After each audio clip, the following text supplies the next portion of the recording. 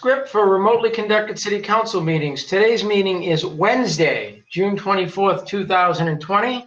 As a preliminary matter, this is Paul Guanci, President of the Beverly City Council. Before beginning the meeting, I'd like to announce that this meeting is being recorded by the City of Beverly and live streamed by BevCam on both Channel 99 and via BevCam's YouTube channel.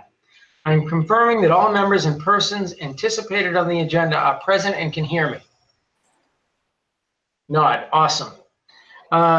Good evening. This open meeting of the Beverly City Council is being conducted remotely, consistent with Governor Baker's executive order of March 12, 2020, due to the current state of emergency in the Commonwealth due to the outbreak of COVID-19. In order to mitigate the transmission of the virus, we have been advised and directed by the Commonwealth to suspend public gatherings, and as such, the governor's order suspended the requirement of the open meeting law to have all meetings in a publicly accessible physical location. Further, all members of public bodies are allowed and encouraged to participate remotely. The order allows public bodies to meet entirely remotely so long as adequate alternative public access is afforded so that the public can follow along with deliberations of the meeting, which some people have done throughout the past month. Ensuring public access does not ensure public participation unless such participation is required by law. This meeting does not have public participation. Please note that this meeting is being recorded and televised live and that some attendees are participating by video conference. Accordingly, please be aware that other participants or viewers may be able to see and hear you, and anything that you broadcast may be captured by the recording. You have the option to turn off your video if you're participating via computer. All participants should keep their microphones or phones muted unless recognized by me to reduce background noise and feedback. Please wait until the person speaking is finished before speaking so we can clearly hear all participants. In addition, because of the remote meeting, I'm going to read Rule 22 of the Rules and Regulations of the Beverly City Council. Rule 22, all subcommittees of the council shall cause records to be kept of their proceedings. They shall report by ordinance, order, or resolve unless otherwise provided by law. No subcommittee shall act by separate consultation, and no report of as a body shall be received unless agreed in subcommittee, actually notified and assembled for the purpose in hand, and signed by a majority of the councils of the subcommittee. Every subcommittee to which any subject may be referred shall report thereon as soon as possible after full consideration thereof and a vote thereon. However, if the council may by a majority vote order any matter pending before subcommittees to be acted upon, the subcommittee at its next meeting and/or be forthwith returned to full council. Right after we call the meeting to order, I'll ask for a roll call vote so everybody can vote everything out of committees, and then we'll deal with it as a council of the whole, committee of the whole, full city council. All good. Ms. Kent, you all ready to go? I'm ready. Call to order the special city council meeting Wednesday, June 24th, 2020, 7 p.m. Ms. Kent, could you please call a roll? Haynes? Here. Feldman? Here. Flaherty? Here. Flowers? Here. Frady's? Here. Housen? Rand? Rotundo? Here. And Guanci? I am here. Councilor Rotundo, Councilor Rand, can you please lead us in the Pledge of Allegiance?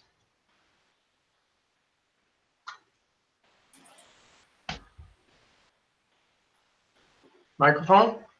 Hang on. Okay, there. Can you hear me? Yes, we can. Okay. I pledge allegiance to the flag of the United States of America, for which it stands, and to the republic, one nation, under God, indivisible, with liberty and justice for all. Thank you, Councilor.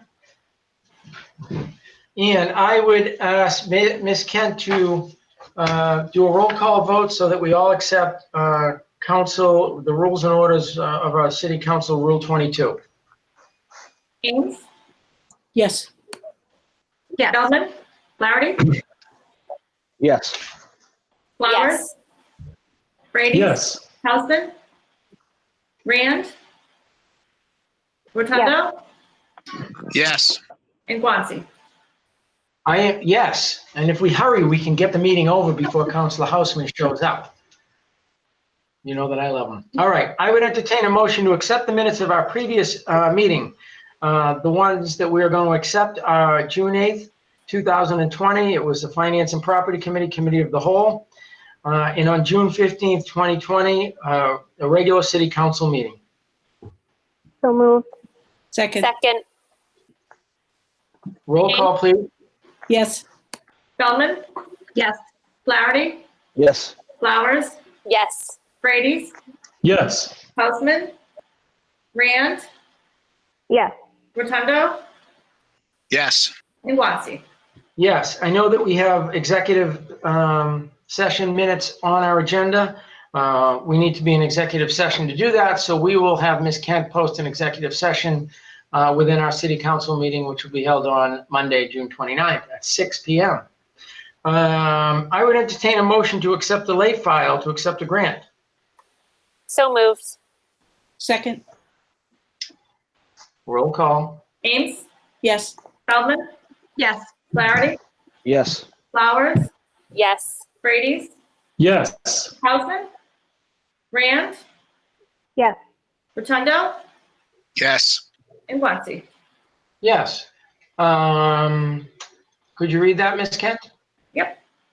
Dear Honorable City Council, I am pleased to inform you that the City of Beverly has been awarded a $3,730,552 grant from the Executive Office for Administration and Finance. The Coronavirus Aid, Relief, and Economic Security CARES Act provides funds to support cities and towns during the current public health crisis. The CARES Act was signed into law by the President on March 27, 2020, and includes funds to be awarded as economic relief to eligible U.S. states affected by the prevention of preparation for and response to the COVID-19 pandemic. The CARES Act provides new funds distributed by various formulas for all U.S. states. The CARES Act authorized $150 billion through the Coronavirus Relief Fund for state and local governments, including $2.7 billion for Massachusetts.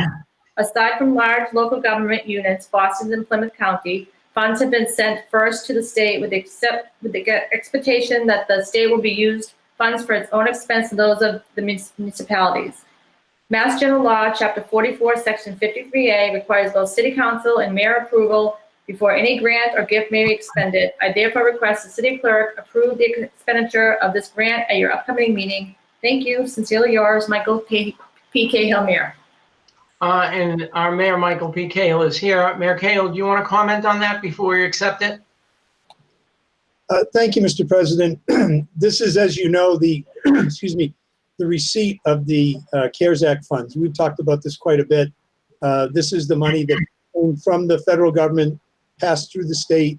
We have, as a city, we were deemed eligible for up to $3.73 million. We've applied for that amount and received it in its entirety. It was wired to us the other day.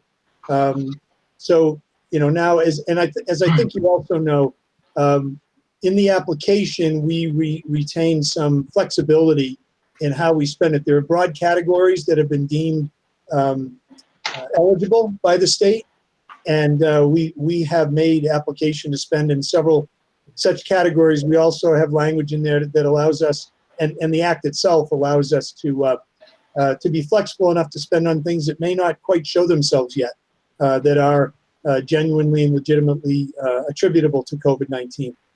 I'm not sure if you need more. Certainly, Mr. Ailes could give you more technical detail, but I ask you respectfully to accept and approve these funds as the state has sent our way. Thank you. Thank you, Mayor Cahill. Mr. Ailes, do you have anything to add? No, thank you, Mr. President. Great. I would entertain a motion to approve that request. So moved. Second. And we'll have a roll call. Ames, Yes. Feldman, Yes. Flaherty, Yes. Flowers, Yes. Frady's, Yes. Hausman, Rand, Yes. Rotundo, Yes. and Guanci. Yes. Just to recognize other people joining us tonight in our meeting, City Solicitor Stephanie Williams is here. Captain Richard Russo of the Beverly Police Department is here. We already heard from Mayor Cahill. Our police chief, John LaLasher, is here. Jesse Dole is here from the solicitor's office. Of course, our budget analyst, Mr. Jerry Perry, who's done some great work for us over the past month and all year long, is with us. And I think that's it. And Kim Elaine, who's been great for the past month on budget hearings. I think she's done everyone from BevCam. Mr. Ailes, I have a question for you procedurally. Yes, Mr. President. We're on to the budget. Now, the other night, we, in finance and property, all we did was approve the totals of each department. But I think in the past, we've always gone line by line to approve the final budget. That is true. My understanding by language of the charter is that the vote needs to occur by department effectively, which it was done last night. So you can do it at that same level if you so choose. Or we can do line by line in case anybody might want to make any reductions. Yes, Okay. absolutely. I think that's what I'm comfortable with doing because that's how we've done it in the past. Councilor Rames has a question or a comment. Yes, thank you, Mr. President. I actually I have a statement, and I would like to have us try and make some cuts to this budget in order to reduce the 2.5% levy to citizens. So, Mr. President, if you'd let me make that statement, just so you can understand a little better where I'm coming from. And I do have a number of line items that I can suggest reducing. Okay, what we'll do is if you'd like to read your statement, you can read your statement. And I'm sure that your proposed cuts are all organized in terms of what departments they come out of. Yes, So sir. when we get to those departments, then I would bring up each one individually. Thank you very much. So start out by saying how I wish we had a crystal ball. The world and our city have changed in the few short months since this budget was created. Thank you for all your hard work that went into putting this together. COVID taught me personally that we are so dependent upon each other. The vulnerability of our lives and our health has been laid bare. Practicing proper social distancing, protecting our civil rights, and paying taxes are all based on an agreed social compact. I am one piece in the jigsaw puzzle that is Beverly. This budget is one piece of another jigsaw of the dollars we spend as a community. Our city finances include this budget, CPA, state, federal, grant, rainy day, free cash, and other funding. Our collective investment is a reflection of our values as a community and the realization that we are dependent upon each other to make progress. I see two absolutes. One, we must pass a balanced budget. Two, everything changes. Tonight, every city leader is balancing present versus anticipated needs, taking care of residents and employees, delivering the most crucial services, and keeping all of us safe and sound. I want to focus my comments on three areas of the budget. First, the proposed 2.5% tax increase. Secondly is accountability. And three is the bigger picture. To give you a better understanding of my comments, I focus on the concerns of Ward 3 residents. I've gotten to know and respect our heart of Beverly, and this is a working class ward with many apartments, single family home neighborhoods with young families and seniors on fixed incomes. There's a lot of affordable housing for families and seniors. Ward 3 families work very hard and often tell me how difficult it is for them to pay their property taxes. Given the real estate value increases in the last few years, they report 50% plus tax bill increases in the last 5 years. Having lived in wards 1 and 6, I bet many residents across the city have the same concerns. But I have heard loud and clear from those who I represent. Right now, it is painfully difficult for many Beverly residents. Councillor Feldman's comments on both sides of this issue have been clear and thoughtful. Given the reduced level of services delivered, it is important to consider the taxpayer's viewpoint. I have pulled out over $1 million in palatable reductions. They include lowering budgets to actual levels and not purchasing $400,000 worth of vehicles, or actually it's $300,000 worth of vehicles for cash. When we ask for property taxes, that's cash that comes out of people's pockets. Money we put to use on their behalf. In these times, how can we ask taxpayers for every maximum dollar so we can buy $100,000 worth of police cars and a $200,000 wood chip truck and pay for those in cash? Our constituents are unable or too scared to buy themselves a new vehicle. So should we take their money to pay cash for vehicles? This is a fundamental disagreement I have with the administration. I would prioritize refunding taxpayers back money or spending on services. The $200,000 chip truck could be purchased with free cash, as it has a 25-year life expectancy. And the cruiser could be cut this year or financed. Ooh. Sorry. I also question any non-union employee taking a raise this year. As the mayor himself has said, not taking a raise shows sensitivity in this economy. I believe a 1.5 to 1% reduction in the tax increase is achievable and would show good faith to our residents this year. It's their money. Secondly, as Washington continues to spiral in chaos, it's more important than ever for our city government to step up and show we are responsible, reasonable, and focus on the needs of every Beverly resident. Accountability is important because it destroys the government doesn't work for me mindset and strengthens our democracy. In Beverly, we're all in it together. We have the opportunity to create a more equitable and inclusive government. Police departments, patrolmen's unions, and city leaders all over America are working together to be more transparent in hiring and actions, making sure training is state-of-the-art and changing culture to make certain all residents are safe and police violence reduced. I applaud the mayor's and chief's commitment to examine our practices and create a game plan for change with input from Beverly residents. I am proud to walk beside you and support through this journey. Currently, however, I am unclear of the budget and commitment to any change or necessary culture shift. I believe we need to take the necessary steps to make sure we're building a police station with the flexibility to work for us for the next 20 years, not the last 20. The administration needs to explain this to us as we build this $30 million asset. I support efforts by the mayor and Councilors Flowers and Rand and our Beverly Treasurer, Esther Nagoto, to create a vehicle for equity and inclusion in government. I agree with Councilor Rand and the administration that we need to tonight come up with a way to fund this. Accountability is also important in repair and development of our infrastructure. Recently, I had a constituent come to me after long frustration trying to get the city to repair a curb taken out by the city snowstorm. He lives on a low traffic side street and he's very angry. He sent pictures and I sent them off to Mr. Collins, who agreed it was indeed in need of repair.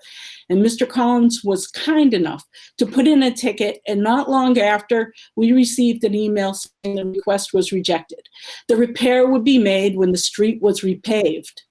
Given the administration's opinion that streets in poor condition this year will be streets in poor condition next year, I asked Mr. Collins when the street would be paved and about accountability for the damage. If a city plow did this, should the city repair? If not, would a hired city contractor have insurance? It's been a few weeks and I've received no response as of yet. And I think we have to talk about the expenditures that per resident compared to our adjacent cities and towns that are published by the state. Here are the 2019 statistics. Danvers spent $3,802 per resident, Lynn $3,763, Wenham $3,591, Salem $3,473, Peabody 3319, and Beverly 3148. Now, this means that we're being efficient, but also I think we need to be very mindful of the services we provide.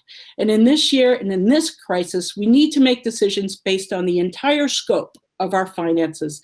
Tonight, we debate just one piece of a more complicated puzzle. Like a jigsaw, these pieces all interconnect. For example, if we start with revenues, there's been little conversation about expanding our revenue side. Do we have a plan or report? Where do marijuana dispensaries, even delivery only, fit into our revenue growth? Do we have assets that could be sold? What are the expectations of positive revenue variances in the budget? Where is the accounting of the contributions from our large nonprofits, including the Y, Beverly Hospital, Shore Country Day, and Endicott College, who, by the way, has a bigger budget than the city itself? And from there, we need a discussion of free cash estimates and how the administration suggests these dollars be spent. Exactly how much money was clawed back from the city side of the budget from March to May? Do we have an estimated free cash number? Mr. Perry told me in conversation yesterday that he thought it was going to be between $7 and $8 million. How are we planning to spend free cash in 2021? What is the discussion of putting free cash dollars into the rainy day fund?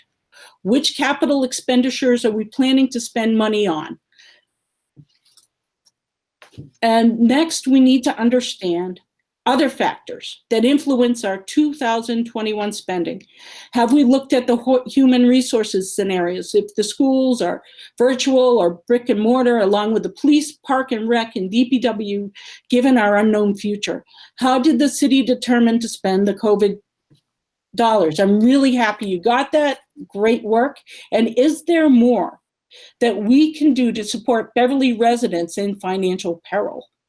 How much additional money does the administration want for the Briscoe project for from CPA funds next week? In conclusion, maximizing the impact of our resources to take care of each other is more important than ever. Looking at the entire picture is the best way to together determine priorities and understand need. We need to take care of today's problems today. We need to understand the best laid plans of 2 to 3 years ago may not suit today's reality. Change happens, and we must do better than making decisions based on a few pieces of the puzzle. This year has taught me how dependent we are. If we can focus on taking care of each other, we can truly become more than a sum of our parts. Thank you. Thank you, Councilor Ames. Anybody else want to make a statement before we get into the budget? More than welcome to do that along the way also. Okay, we all have our budget sheets in front of us. So page 1, we have to approve transfers. The vote out of committee was 3-0. I would entertain a motion to accept the mayor's proposal of $1.4 million. So moved. Second. Roll call vote, Ms. Kent? Ames, Yes. Feldman, Yes. Flaherty, Yes. Flowers, Yes. Frady's, Yes. Houseman, Rand, Yes. Rotundo, Yes. and Guanci. Yes, and Councilor Houseman let me know that he's having trouble with his internet connection. Let's move down to City Council. We'll go line by line. I would entertain a motion to approve the clerk of committee's budget at $262,497. So moved. So, second. Second. Roll call? Ames, Yes. Feldman, Yes. Flaherty, Yes. Flowers, Yes. Frady's, Yes. Houseman, Rand, Yes. Rotundo, Yes. and Guanci. Yes. I would entertain a motion to accept the clerk's budget at $198,755.72. A- So So moved. So moved. moved. Second. Roll call, please. Ames, Yes. Feldman, Yes. Flaherty, Yes. Flowers, Yes. Brady, Yes. Hausman, Rand, Yes. Rotundo, Yes. Guanxi. Yes, and I'd like to publicly thank Mayor Cahill and Finance Director Brian Ailes for leaving that Assistant City Clerk position, which has been vacant since January and is currently posted. So thank you both. The election budget is $182,603.44. A motion to approve. So moved. Second. Roll call? Ames, Yes. Feldman, Yes. Flaherty, Yes. Flowers, Yes. Brady, Yes. Hausman, Rand, Yes. Rotundo, Yes. and Guanxi. Yes. And one more time, a total city clerk budget of $643,856.16. Motion? So moved. So moved. Second. Roll call, please. Ames, Yes. Feldman, Yes. Flaherty, Yes. Flowers, Yes. Brady, Yes. Hausman, Rand, Yes. Rotundo, Yes. and Guanxi. Yes. Council Rotundo, are you okay tonight? You seem to be on edge. Very tired. Very hot in the kitchen. I got it, brother. So the city clerk, total city council budget is passed 8-0. We'll move on to the executive, 2 line items. Motion to approve the executive budget at $644,150. So moved. Second. Roll call. Ames, Um, Feldman, hang on. I would like, President. Mr. President, I was hoping that I could make a motion, and I'm sorry I'm late on this, You're not late. to cut $73,569 from account number 11324578112, the reserve for the incentive plan. Okay. Second for discussion. Second. Second. Okay. Council Reigns? Thank you.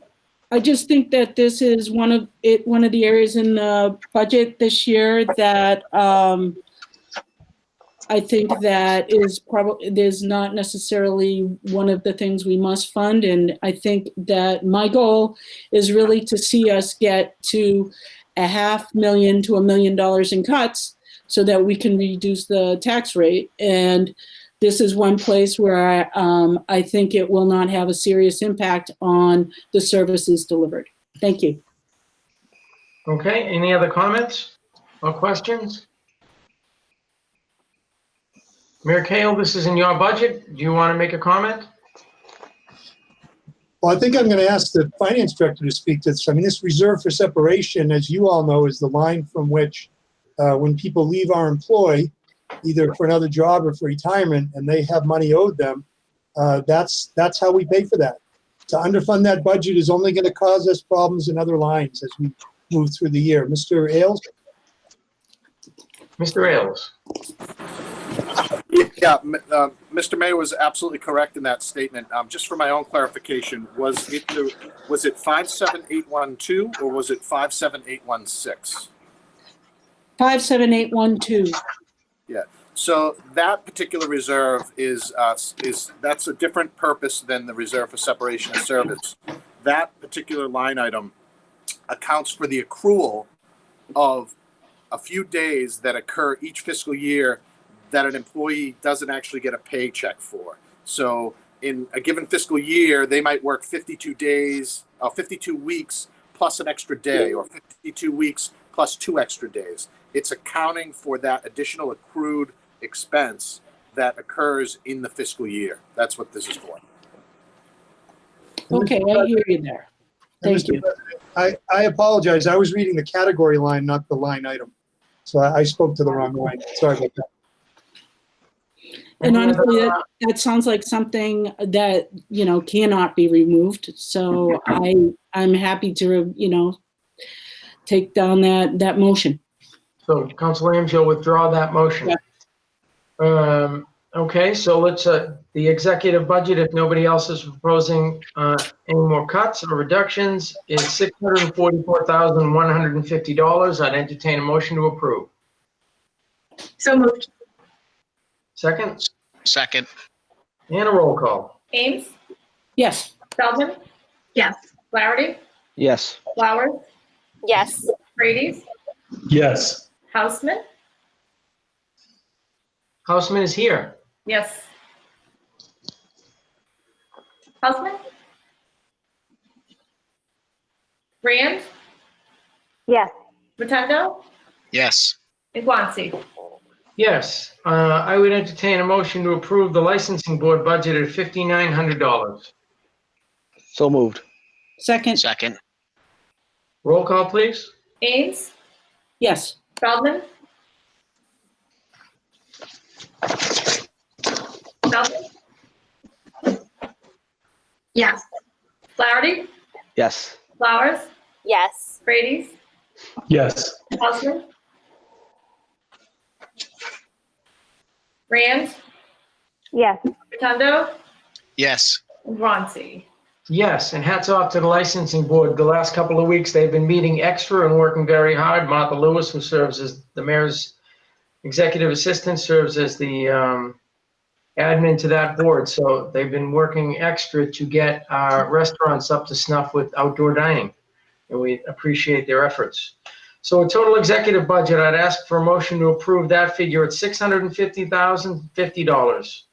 So moved. So moved. Second. Second. Roll call. Ames, Yes. Feldman, Yes. Flaherty, Yes. Flowers, Yes. Frady's, Yes. Houseman. Rand, Yes. Rotundo, Yes. and Guanci. Yes. Reserve for appropriation. Mr. Ailes, before I ask for a motion to approve that figure, just give everybody a quick take on what that includes, please, for those people watching at home. Happy to, Mr. President. This is an area of the budget that we tend to put aside funds for some costs that are known, some costs that are unknown at this point. There are a number of categories in the FY21 budget. The categories we're proposing to fund relate to the reserve for future payroll, which is that accrual we just discussed with Councilor Ames. That's the $73,560. It includes a reserve for separation of service.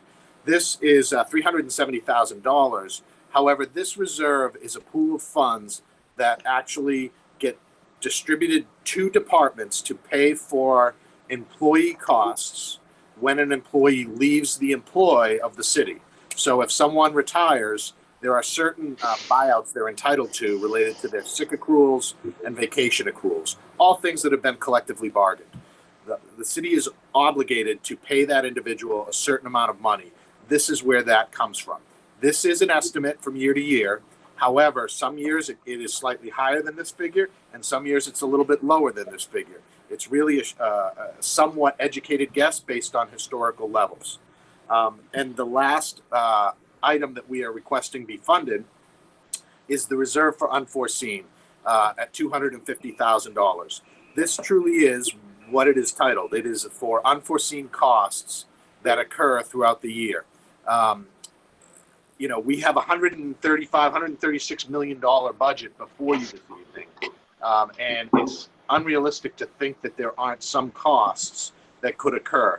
This represents a very small portion of the budget, but provides tremendous flexibility for things that aren't budgeted in other departments. Whether that's, a bad winter where we have additional storms that we haven't budgeted for related to snow pile removal, whether we have an emergency we need to deal with.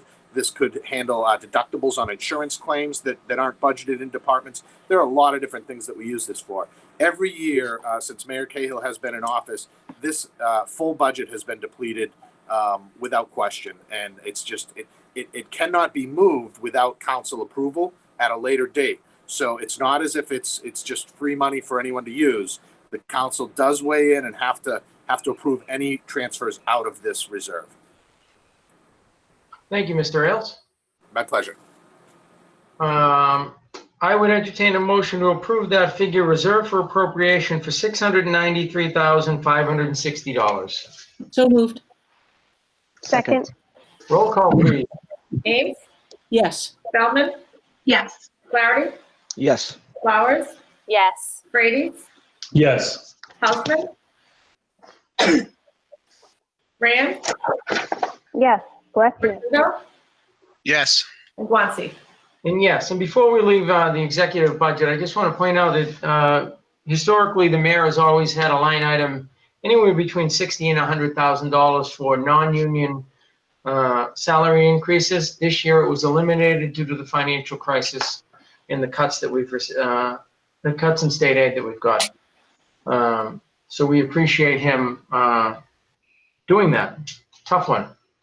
Let's move on to municipal finance. I'd entertain a motion to approve the accounting budget at $1,334,578.78. So moved. Second. Roll call, please. Mr. Guanci,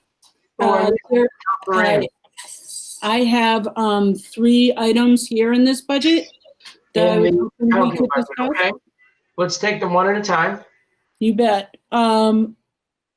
First is in the accountant's budget. It's number 53034, the consultant number. And the actual has been historically around $20,000. And I would propose that we cut that $10,000 to $20,000. Second for discussion. Second. Second. Mr. Ailes, could you explain the need for that? Yes, thank you. I think in general, as you look at this budget, whatever department you're looking at, when you look at the 2020 actual, that is what has been spent year to date as of the snapshot date that we printed the budget. So as of the date of the print, you're correct, we had spent $20,000 out of this line item. We have since committed to many more end of the year related accounting projects, such as balance sheet reconciliations, fixed asset accounting, and things that we do on an annual basis. To get a sense of what the annual expenditure level typically is, I would encourage you to look to the left to the 2019 actual, which is actually $41,000. That's a typical year. And as the mayor and the department heads sat through this budget and frankly carved out multiple $1 million from the originally requested amounts, this was an area where we said in the accounting department, we can do with less. We can assume some of those roles and put them on our shoulders and try to save an additional $10,000 when compared to what we typically spend in a year. So we've already reduced this $10,000. Any more than that would be significantly hardship for the accounting department. I hear you, Mr. Ailes. Could we discuss the other 2 line items here then? Would you like to withdraw your motion on that one, Councilor Yes, Lynn? I withdraw. Okay, next one, please. On information systems, purchase equipment. Okay, we're not to that line yet. Okay, then we're fine. Any more, anything else on the accountant at $1,334,578.78? Hearing no other comments, ask for a motion to approve that figure. So moved. Second. Second. Roll call, please. Ames, Yes. Feldman, Yes. Flaherty, Yes. Flowers, Yes. Brady, Yes. Houseman, Yes. Rand, Yes. Rotundo, Yes. and Guanci. Yes, information systems. Councilor Ames. Thank you. I make a motion that we cut the information system purchase equipment budget by see, where is it? Right here. $10,000. No, sorry. Where is it? By $55,000. You want to zero it out? I do. Okay, second for discussion? Second. Make a statement, Counselor Ames? Yes, I think that there will be some big information system changes in the city. And I think you're going to get some support from the COVID money, and it may not be match to match, but I also believe that in this economy, that if some of the equipment has to age out for another year, I think that that is a reasonable sacrifice for us as a government to make, considering what the people who support us are going through. Thank you. Thank you. Mr. Ailes, if I could just follow up, one of the subsections under that is computers lease, $34,405. That seems like it's mandatory. A significant portion of it is already obligated as an expense. However, we are on a rolling replacement schedule. So every year we try to replace and update some of our desktops so that we're not falling too far behind. Every 4 or 5 years we're replacing computers, because as you know, in your home, computers get clogged, they get slower, the software they're running becomes more demanding of the operating system and can slow the systems down. So that's what that's for. It's pretty much desktop equipment. In 2019, originally budgeted, 2020 was, the original budget was $66,465, and your projection is still to spend just half of that this year, even though we spent almost $90,000 in 2019? So this is an area that we, when we tapped the brakes, when the COVID hit, that this is an area that we said, hold everything. Just hold on, unless it's an emergency, don't spend anything. And so that's the result there that you see. But as the consequence of that, delayed expenditures, is that now we're a few months behind in some other things that we would typically replace. And if we go another year without that, then we're significantly behind, even more. So I would request this stay. Okay. Any other questions about Councilor Ames' questions or statements about Councilor Ames' proposed cut of $55,000? Mr. President? Yes. Mayor Cahill? If I could, this is a bit broader a statement with regards to the exercise that we're engaged in at the moment. And I do want to say that I understand Councilor Ames' intent and understand the concerns that she's bringing forward that I believe we all share. And with that said, I do want to say that I think that there's a level of consistency and excellence in financing that Mr. Ailes has shown over the several years that he's worked here, and the several budgets that we brought forward. I do know that as we put this proposed budget together, we believe strongly in each line that we brought forward. I understand that we expect that projected revenues are going to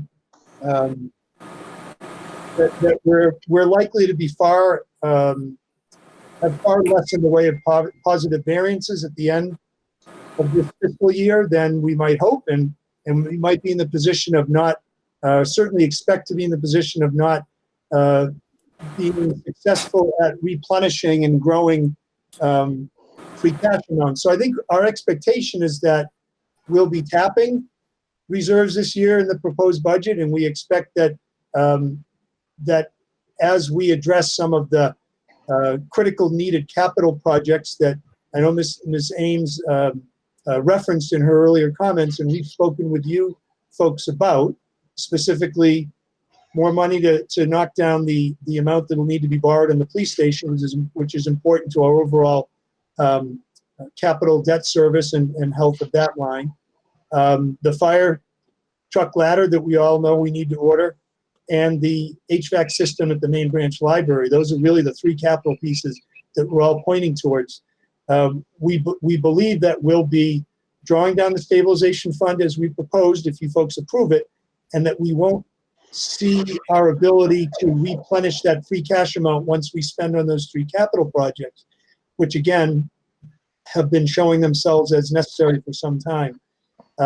So to cut deeper into these proposed lines and leave us with the prospect of falling short, as opposed to hopefully breaking even with a lot of these projections, I think again threatens our overall fiscal stability and health. So thank you.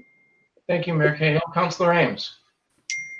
Thank you, Mr. Cahill. I hear you. I think that this is, for the most part, a strong budget, a solid budget. I do believe, however, that we owe it to the taxpayers, because we want them to have our back to do whatever we can in a couple of different areas. When we create these line items, to look at them as level rather than, and even if you look at some of the snow plowing lines, that we know it is a shot in the dark, but my opinion is you can come back to us.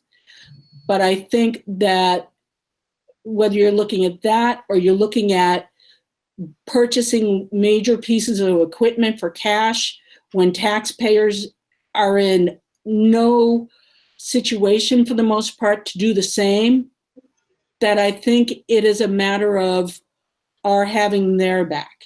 And I'm not here to tell you exactly how that happens, sir, but I am telling you that when I get calls from taxpayers and I say to them, yes, I understand you're going to have to take money out of your savings to pay your tax bill, and they say to me, what savings? That I think democracy is a compact between the people who pay these taxes and us. And this is a tough time. And if we have to pick up some dollars out of free cash, some purchases out of free cash, if we can give a 0.5% off the increase, and I know in a perfect situation, that is not what we want to do according to our financial policies. It is not what I want to do. But I'm here to represent the taxpayers of the city. And I believe that in this situation, we need to represent them vigorously. And so I would be thrilled to work with you, Mr. Mayor, in any way, shape, or form, even if it were in terms of a rebate, to make the taxpayers feel heard and better respected. Thank you. Thank you. Councilor Flaherty. Yes, thank you, Mr. President. I think this is a good exercise, Councilor Ames. First time here in the council going through this, and it's a good education for all of us. Kind of going through, I mean, she's already withdrawn a few motions when she's got some more information. And I'm sure she's going to have some more cuts, proposed cuts as we move forward. I think it's a good education for all of us. My concern is by doing this, I guess I wouldn't say it's easier to make those cuts. I mean, all of us can go make cuts one by one and kind of and slice this budget. But trying to do, I think the harder thing to do is just kind of hold tight and trying to, because we have to think of several things here. We have to think of a spike in COVID that could come up to $600,000. The idea we talked about, Mr. Perry, Mr. Ailes, about doing a plan B. So we talk about the fire truck. We're not going to, hopefully we talked about it. We're not going to go purchase this fire truck in August. We're going to hopefully hold off on this and maybe towards January possibly, and also some other things that we talked about in this budget. To me, that would be the most responsible thing to do. It's harder to kind of look at the crystal ball, especially this is a tough year. Even the 2.5% that we keep on talking about, of the average increase that would be for a homeowner. It is a challenge. It's a challenge for all of us. So I would, be respectful of what Council Ames is saying, but let's kind of go through this process and look at the whole budget one by one. She's going to have some more. I'm not too sure. I don't know what she's going to propose, but let's see what she has to say, and then look at it as a total budget. But for me, I'm not necessarily, because we've already gone through this in finance and property with Councilor Rand and Councilor Guanci. Look at several different things that we could propose to cut. But it's a challenge for us. This is a difficult budget, and this budget is difficult. And I think for the most part, the mayor and Mr. Perry and the council have worked well together to see this difficult time through, especially in an unchanging world. Next year's budget is going to be a challenge. I think it's great that we were able to give 89% of our new money to the schools. We'll be able to do that next year? I don't know. It will be a challenge. And that's where I'm kind of concerned. I'm not looking at each individual department. I'm trying to look at the big picture, but I'm going to wait and see what gets proposed and see what Council Ames has to say. She said she has some more cuts. I know she talked about the police department, and looking at that, the idea of stopping that police department, police station built, to me, I don't think would be the responsible thing. I think it's going to cost us more money in the long run. Again, when you start looking and almost, I'm not saying she has television, but if you start looking at, at $10,000 here, $10,000 here, we might be able to get to a little bit. But in the long run, where's it going to get us, especially when we have a COVID situation? But I've gone on too long, but I'll just kind of wait on individual cuts that any other councilor has, and we'll go from there. Thank you. Thank you, Councilor Flaherty. Councilor Ames? Thank you, Mr. President. So I would not encourage a stop necessarily on the police station. However, it is a $30 million asset, and I think we need to make sure that it will be a police station for the next 20 years as things have changed, and to be able to work together towards that. And I can go, we can sit here all night, and I have a bunch of different other lines. But I would also be open to listening to the mayor and Mr. Ailes and understand if it is possible to take some of these larger vehicles and I'm not saying don't purchase them, either have them come online later or purchase them in a different way, and to understand if there is any way that we could find the $540,000 to take 0.5% off the 2.5 rate. I mean, I have never in my lifetime seen such a perilous political situation. And this is a wonderful city. And for us to be able to support each other and to support, and to have the backs of these taxpayers right now, I think is really a fight worth fighting for. Thank you. Thank you. So we had a motion to eliminate line item number 58757. It was seconded. I'll ask for vote. All those in favor of Councilor Ames's cut. Roll call, please.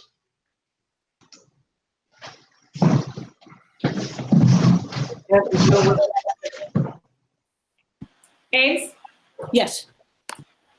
Feldman? No. Flaherty? No. Flowers? No. Brady? No. Houseman? No. Rand? No. Rotundo? No. And Guanci? No. The cut fails 1-8. So now I'll ask for a motion to approve an information systems budget at $849,878.26. So moved. Second. Roll call, please. Ames? No. Feldman? Yes. Flaherty? Yes. Flowers? Yes. Brady? Yes. Houseman? Rand? Yes. Rotundo? Yes. And Guanci? Yes. We're on to the assessor's budget at $352,500.21. I'll ask for a motion to approve that figure. So moved. Second. Roll call, please. Ames, Yes. Feldman, Yes. Flaherty, Yes. Flowers, Yes. Frady's, Yes. Houseman, Rand, Rotundo, Yes. and Guanxi. And yes, thank you. Treasurer collector budget at $356,458.88. Motion to approve. So moved. Second. Roll call, please. Ames, Yes. Feldman, Yes. Flaherty, Yes. Flowers, Yes. Frady's, Yes. Houseman, Yes. Rand, Yes. Rotundo, Yes. and Guanxi. Yes, so for a total municipal finance budget of $3,224,960.22. Motion to approve that figure. So moved. Second. And a roll call. Ames, Yes. Feldman, Yes. Flaherty, Yes. Flowers, Yes. Frady's, Yes. Houseman, Yes. Rand, Yes. Rotundo, Yes. and Guanxi. Yes, we're on to the city solicitor's budget at $526,168.79. Do I have a motion to approve that budget? So moved. And a second. Roll call, please. Ames, Yes. Feldman, Yes. Flaherty, Yes. Flowers, Yes. Frady's, Yes. Houseman, Yes. Rand, Yes. Rotundo, Yes. and Guanxi. Yes, thank you. Human resources, $216,945.18. A motion? So moved. Second. And a roll call. Ames, Yes. Feldman, Yes. Flaherty, Yes. Flowers, Yes. Frady, Yes. Houseman, Yes. Rand, Yes. Rotundo, Yes. Guanxi. Yes. Where are we now? We are on page 2. We're at the planning department. I would entertain a motion to approve the Conservation Commission line item, which is the real estate taxes we pay to the city of Wenham to use the airport at $4,082.52. So moved. Second. Second. Roll call? Ames, Yes. Feldman, Yes. Flaherty, Yes. Flowers, Yes. Frady, Yes. Houseman, Yes. Rand, Yes. Rotundo, Yes. and Guanxi. Yes. Planning department budget, $679,503.24. Motion to approve that figure? So moved. Second. Roll call, please.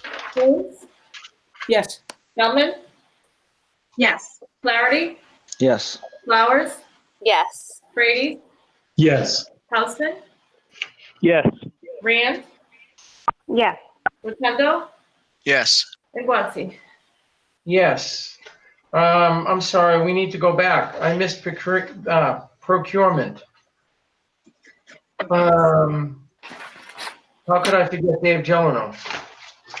I would entertain a motion to accept the procurement budget of $331,544.09, and that's already included in the municipal finance budget. So So moved. moved. Second. Roll call, please. Ames, Yes. Feldman, Yes. Flaherty, Yes. Flowers, Yes. Frady's, Yes. Houseman, Yes. Rand, Yes. Rotundo, Yes. and Guanxi. Yes, and the reason for my error is years ago, and this is probably a testament to me being around too long, is procurement was their own separate department. And when Mayor Cahill came on board, or it might have been the term before, it was put under the direction of municipal finance. So that was the reason for my error. I apologize. Municipal inspection, no. Do we do planning, the total budget? No. We did. Now we're on to municipal inspections. I would entertain a motion to accept the figure of $540,399.62 for the building commissioner's budget. So moved. Second? Roll call. Ames, Yes. Feldman, Yes. Flaherty, Yes. Flowers, Yes. Frady's, Yes. Houseman, Yes. Rand, Yes. Rotundo, Yes. and Guanxi. Yes. Sealer of weights and measures at $15,649.24, please. So moved. Second? Roll call, please. Ames, Yes. Feldman, Yes. Flaherty, Yes. Flowers, Yes. Frady's, Yes. Houseman, Rand, Yes. Rotundo, Yes. and Guanxi.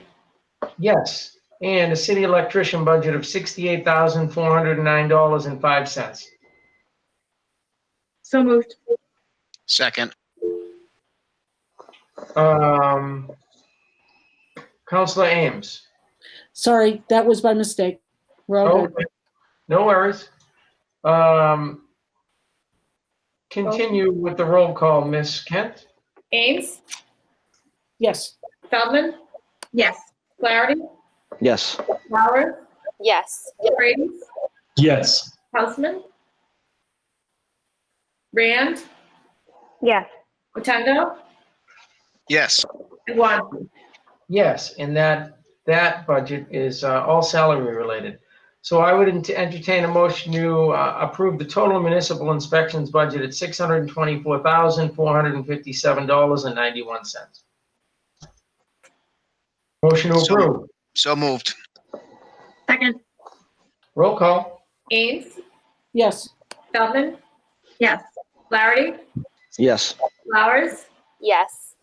Houseman, Rand, Yes. Rotundo, Yes. and Guanxi. Yes. On to public safety. First category is animal control.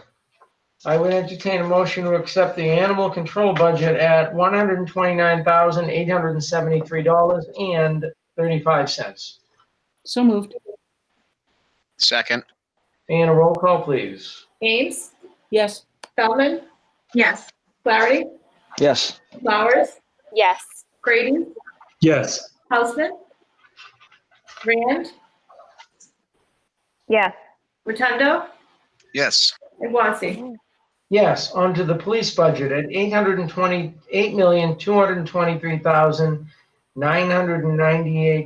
$828,223,998.29. Motion to approve that figure? Or is Counselor Ames, you have a comment? Yes, Mr. President. I move that I make a motion that we cut the cost of the cruiser out of cash of $92,000.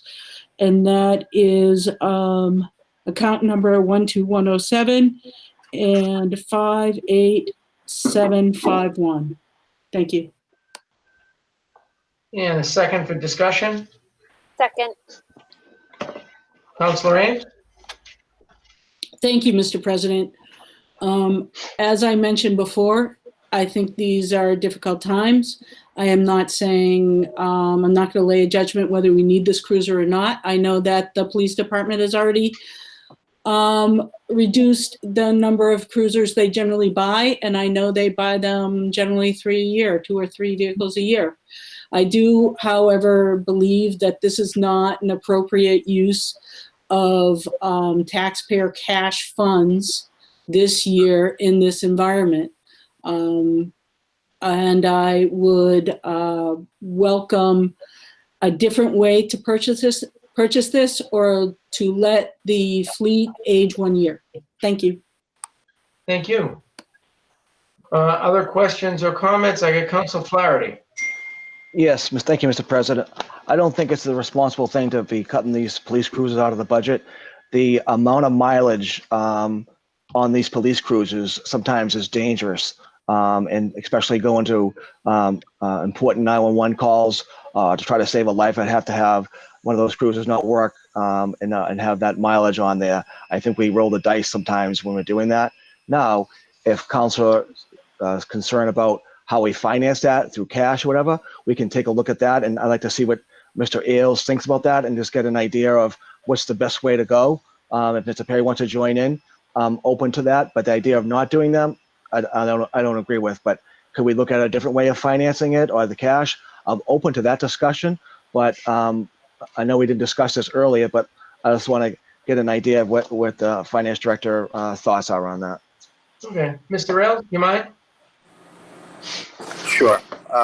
Happy to address just generally kind of the philosophy around capital purchases and paying for cash, because this will also, I assume, be a conversation that we have when we get to the highway budget, Councilor Ames, because you mentioned it in your opening remarks. So the types of capital purchases that we make on an ongoing annual basis, the replenishment of equipment that has a very high wear and tear on it, like police cruisers, like some of the equipment in DPS or DPW that is very kind of, it's involved in very kind of rigorous activity, carrying heavy loads, subject to being broken and need replacement more regularly. Those types of expenditures that occur every year, it's much cheaper for the taxpayer, and we are keeping the taxpayer in mind when we do this. It's much cheaper to buy those paying cash when you're going to have recurring expenditures every year. If you were to pull back from those expenditures and seek another financing alternative like borrowing for it, what you end up doing is committing to ongoing costs, which include interest, not just the principal, on an ongoing basis. And if you continue to do that every year as part of your capital purchase philosophy, you greatly increase the annual costs to maintain the fleet level at the level it needs to be. So that's the philosophy behind infusing these capital purchases into the budget. I will also note that these are the areas that we tend to look to for additional flexibility throughout the year. This year particularly, as Councilor Flaherty alluded to, there's so many uncertainties here. And when we talked early on in our discussions about having a plan B, well, these play into that plan B. If the bottom fell out of the economy again, or there was a resurgence of the disease, or who knows, and revenues really began to tank below what we were thinking they were going to, we would need to restrict spending. So these capital expenditure areas are the quote unquote flexible areas of the budget that we would look to absorb that decrease. And flexibility is a cornerstone to our financial stability, as noted multiple times. Every time we talk to Standard & Poor's, that's a major component of why we maintain such a good bond rating, is because of our budgetary flexibility and our budgetary practice. So I'll stop there. Thank you, Mr. President. Thank you, Mr. Ailes. And I know our budget analyst, Jerry Perry, would like to comment on this also. Thank you, Mr. President. Very briefly, with regard to strictly to financing, I agree with the finance director. If we were to, you have two options: you pay cash or you borrow for it, and you have the legal authority to do either or. But I can assure you that paying cash for it is in the best interest of the taxpayers. It's more cost effective. It's cheaper. Not only do you have to pay interest on the borrowing, but you got to pay borrowing fees on top of everything else when you do this here. I am actually was impressed when I first got here, the amount of capital projects that's paid by cash that's built into the budget, the operating budget. And I can assure you it's a best practice to do it that way. It's cost effective. And the only other comment I make is just from my own experience here with police cruisers. They are going 24/7. They're seldom do they even sometimes get shut off all the time. They get a lot of wear and tear. I mean, but that is still is a policy decision. If you want to hold off for another year, I'd probably more defer to the chief on that. But bottom line to it, paying by cash the way the city has been doing it, in my opinion, is the right approach, and I would recommend you continue paying by cash. Thank you, Mr. President. Thank you. Chief LaLasher, please. Thank you, Mr. President. Again, I agree with what Council Flaherty is saying on one aspect. We have 6 frontline cruisers that run 24 hours a day, and then a supervisor's cruiser that runs up to 24 hours a day.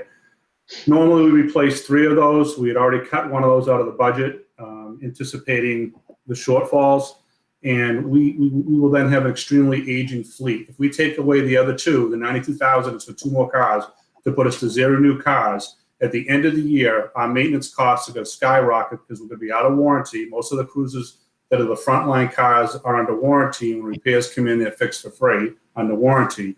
If we start to age out these cars and put mileage on them, it's going to increase our overall maintenance costs, and that money has to come out somewhere else out of the budget. And if it may turn into reduced services, I may not be able to put 6 cars out. I may only put 5 cars out, or even less, because I have a budget. I stay with the budget. I've always stayed within my budget. And those cars we buy, we have those in service for 5, 6, 7 years. Once they come off as a frontline car, they go down to the school resource offices, they go to the other training units, they go to community impact unit, traffic cars, and then out to the detective bureau before they're finally retired. So when we buy a car, for the amount we're buying it at, we're going to run it in some capacity for 5, 6, sometimes 7 years. My fear is that if we start to age out the fleet, our maintenance costs are going to go up. And like right now, we have 1 cruiser that's in a body shop because it was struck by a motorist. So, we're out a car there. If we lose another car for normal maintenance, which happens often, air conditioners go or tires or brakes, we're then using extremely, high mileage cars. And the fear is, again, that, we're going to have a cruiser break down responding to an emergency. Someone's going on a heart attack call or going to a crime in progress call. That cruiser may not make it there. And that could be obviously devastating. Thank you, Chief. Councilor Ames? No, I appreciate all these comments, and I do not believe that not buying a cruiser is necessarily a good idea by any stretch of the imagination. I do, however, strongly believe that when we have $7 to $8 million in free cash and we're in this situation, it's not a binary choice. It's not a this or that, either or. I don't want us to be a government that makes decisions out of fear. I want us to be proactive, and I want us every single day to know that we are doing our level best to support people on fixed incomes, people who are out of work, and to show them that we understand. And this is one area where I know personally there is no way I can explain this choice for buying a car out of cash. And I'm not saying you should not buy it with dollars. I'm not saying that financing is the best method, although for most of us, cash is king, and sometimes cash for services in an emergency is more important. But I will say that to leave this line item in the budget this year, I don't think it's a particularly responsive choice. Thank you. Thank you, Councilor Ames. Councilor Flaherty? Yes, I guess I disagree with Councilor Ames. I think the idea of when you're going to build a brand new school, yes, you go finance that and you bond that. But the idea, we don't do this too often. The idea why we do it with cash, I think they explained it, and I agree with that. The idea, it helps our bond rating. It helps us be more efficient as a city. So when the bond rating goes up, that helps us financially as a city. I think that's probably a most important thing to look at when we're doing these projects with the police and some other areas. We do buy cash. We're financially a stronger city to be able to do that. If we start borrowing with the police cruisers, it's going to cost us more and more. I mean, when you're doing it for your house or when you're doing it with your credit card, I would much rather pay cash for certain things for my kids' college tuition. But guess what? I don't have it. But guess what? It's costing me more money because I have to go borrow it in the long run. So I think as a city, you got the Ward 3 residents, which I can understand, and all the other residents. I think financially, this is the better way to go because it saves our citizens more money in the long run. So I think financially it's a better choice. Thank you. Thank you. Councilor Ames. Just very quickly, I'm not suggesting we finance. I think we have $7 to $8 million in free cash. I think we have options. I think we're in a powerful position, and using that would be smart to take some money and use that position to support the taxpayers. That's it. I won't say anything else on this. Thanks. Thank you. I have a motion for, I have a Council Flowers. Thank you very much, Mr. President. I just wanted to follow up on Councilor Ames' last point and just ask Mr. Perry through you, President Guanci or Mr. Ailes or both as you see fit, but could I hear a little bit more information about the ability to use some of our free cash to remove this police cruiser from the budget and use free cash instead? Mr. Ailes.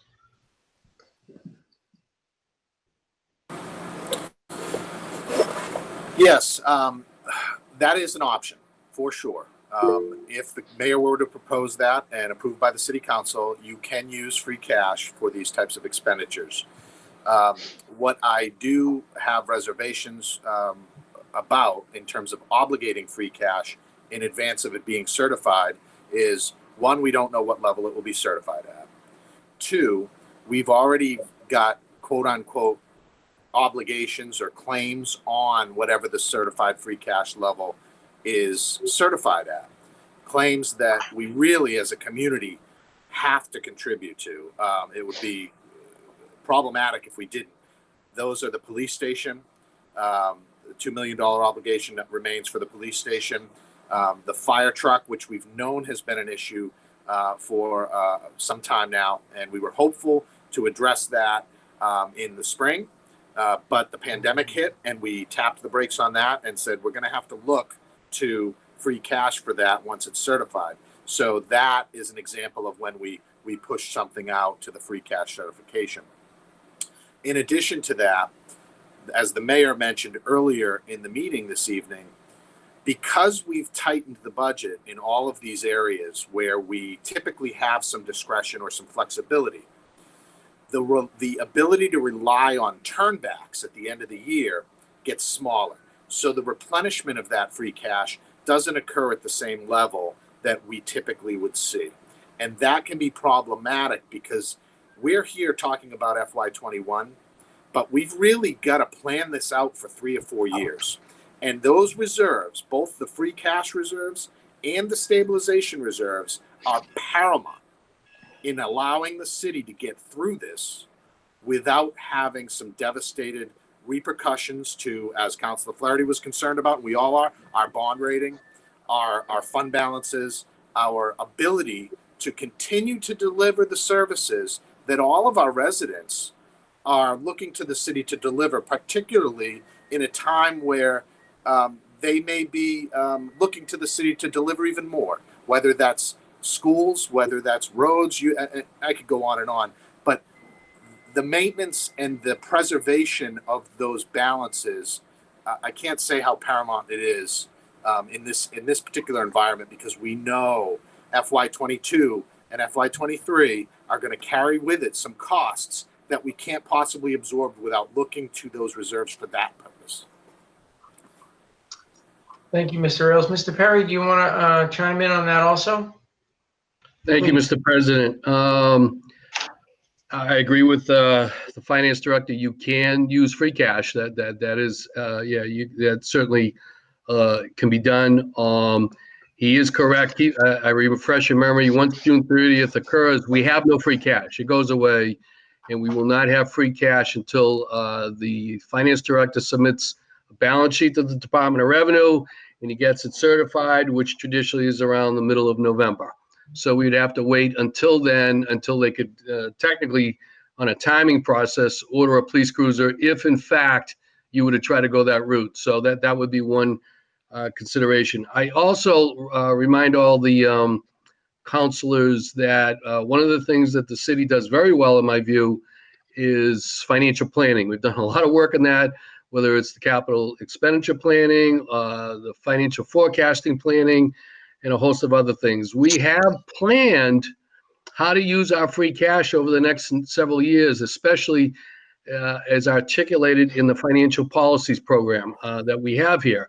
We were not planning for this. If you were to go in this direction, we're kind of changing course, so to speak. And I've always tried to suggest, see if we can stay in our lanes a little bit and try to stay with the plan. My instincts tell me, as your budget analyst, if we stay the course, hopefully we'll get through all of this stuff, because we have a lot more challenges coming at us. So I'm uncomfortable using free cash, even though you can legally do it. I think it's a much wiser decision to pay for it in the budget for cash. And as your budget analyst, it's my recommendation that you do so. Thank you, Mr. President. Thank you, Mr. Perry. And Ms. Kent, our city clerk, wanted me to remind everybody that the chat function is reserved for city councils or department heads this evening. Anybody else before I ask for a motion? Okay, Councilor Ames has made a motion to eliminate line item 58751 for $92,000 from the police budget. It has been seconded. All those in favor of that motion, roll call, please. Ames? Yes. Feldman? No. Flaherty? No. Flowers? No. Frady's? No. Houseman? No. Rand? No. Rotundo? No. And Guanxi? No. Councilor Ames, do you have anything else in the police budget before I ask for a motion to approve the figure? No, I do not, Mr. President. Thank you. I would entertain a motion to approve the police budget at a figure of $8,223,998.29. So moved. Second. And a roll call, please. Ames? Yes. Feldman? Yes. Flaherty? Yes. Flowers? Yes. Frady's? Yes. Houseman? Yes. Rand? Yes. Rotundo? Yes. And Guanxi? Yes. On to the fire department budget. It is budgeted this year at $7,172,357.16. Any questions or comments? I would entertain a motion to approve that figure. So moved. Second. And a roll call, please. Ames? Yes. Feldman? Yes. Flaherty? Yes. Flowers? Yes. Frady? Yes. Houseman? Yes. Rand? Yes. Rotundo? Yes. And Guanxi? Yes, emergency management budget. It is $74,183 and no cents. I would entertain a motion to approve that figure. So moved. Second. Roll call. Ames? Yes. Feldman? Yes. Flaherty? Yes. Flowers? Yes. Frady? Yes. Houseman? Yes. Rand? Yes. Rotundo? Yes. And Guanxi? Yes. I'll tell you one good thing about having remote meetings. My daughter just brought me a banana shake. Wow. Anyway, I would entertain a motion to approve the harbor master's budget at $211,900.42. So moved. Second. Roll call, please. Ames? Yes. Feldman? Yes. Flaherty? Yes. Flowers? Yes. Frady? Yes. Houseman? Yes. Rand? Rotundo? Yes. And Guanxi? Yes, and I would entertain a motion to approve a total public safety budget of $15,812,312.22. So moved. Second. Roll call. Ames? Yes. Feldman? Yes. Flaherty? Yes. Flowers? Yes. Frady's? Yes. Hausman, Yes. Rand, Yes. Rotundo, Yes. and Guanci. Yes, thank you. Good discussion. Engineering budget, 2 line items, engineering and sanitation. Motion to approve the engineering budget at $932,038.62. So moved. Second. Roll call, please. Ames, Yes. Feldman, Yes. Flaherty, Yes. Flowers, Yes. Yes. Hausman, Yes. Rand, Yes. Rotundo, Yes. and Guanci. Yes, and before I ask for motion to approve the sanitation line item, Mr. Ailes, can you just explain to members of the public that might be watching as to what that is? Happy to, Mr. President. The sanitation line item, which is slated for $1,301,000, is effectively a transfer from the tax base, the general fund, into a sanitation enterprise fund. That sanitation enterprise fund is basically what pays for all of our trash costs: recycling, incineration, curbside pickup. The transfer into that represents about half of the cost to run our trash collection system. The other half comes from the fees that get assessed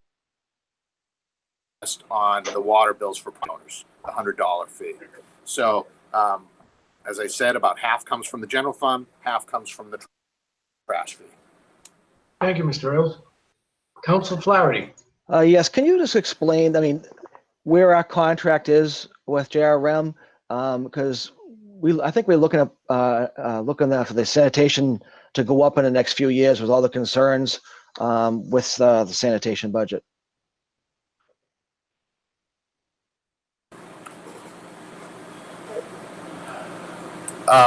Yes, Question yes, to me, sir. Councilor? I'm sorry, Mr. Ailes.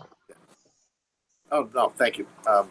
So this is the last year. FY21 is the last year of our existing contract with the JRM, which is the current vendor that does trash collection, recycling, and also is responsible for the incineration of all of our trash. So those are the 3 major components to our trash collection system. We also have a very small expense that JRM helps us with related to the the compost site on Stanley Street. They manage that. And so that basically is the total of what we're providing to taxpayers in terms of trash collection and recycling. At the end of this year, we will likely go to market and figure out who is willing to bid on this service.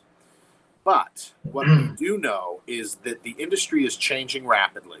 And what was a contract that we locked into 5 years ago made certain assumptions around the marketability and the profitability of the recycling market.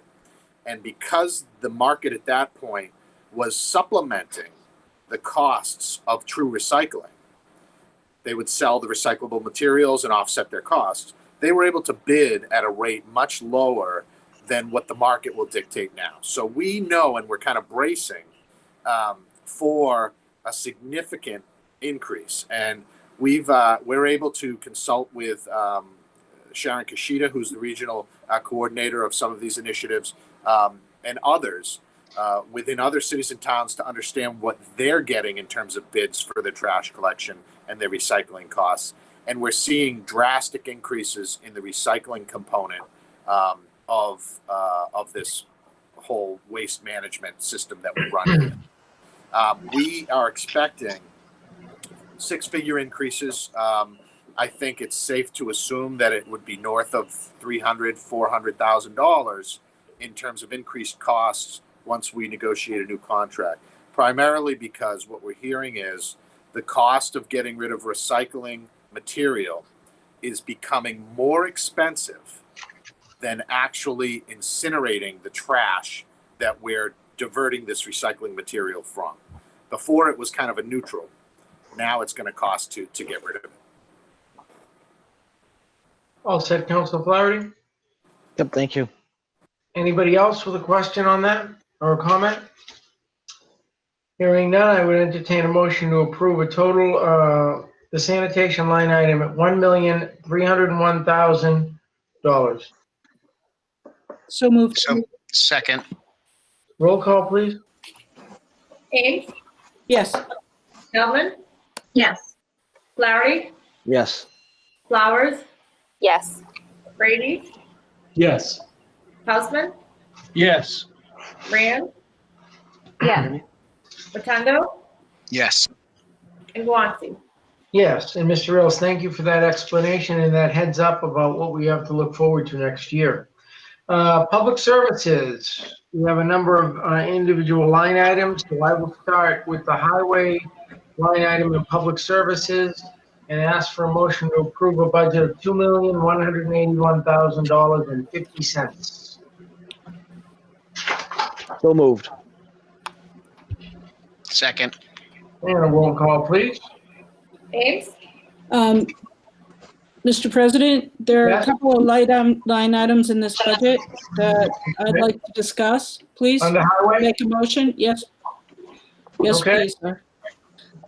The first one is 14223-53830, the street line paving. I feel that the revised actual projections are just a little off and would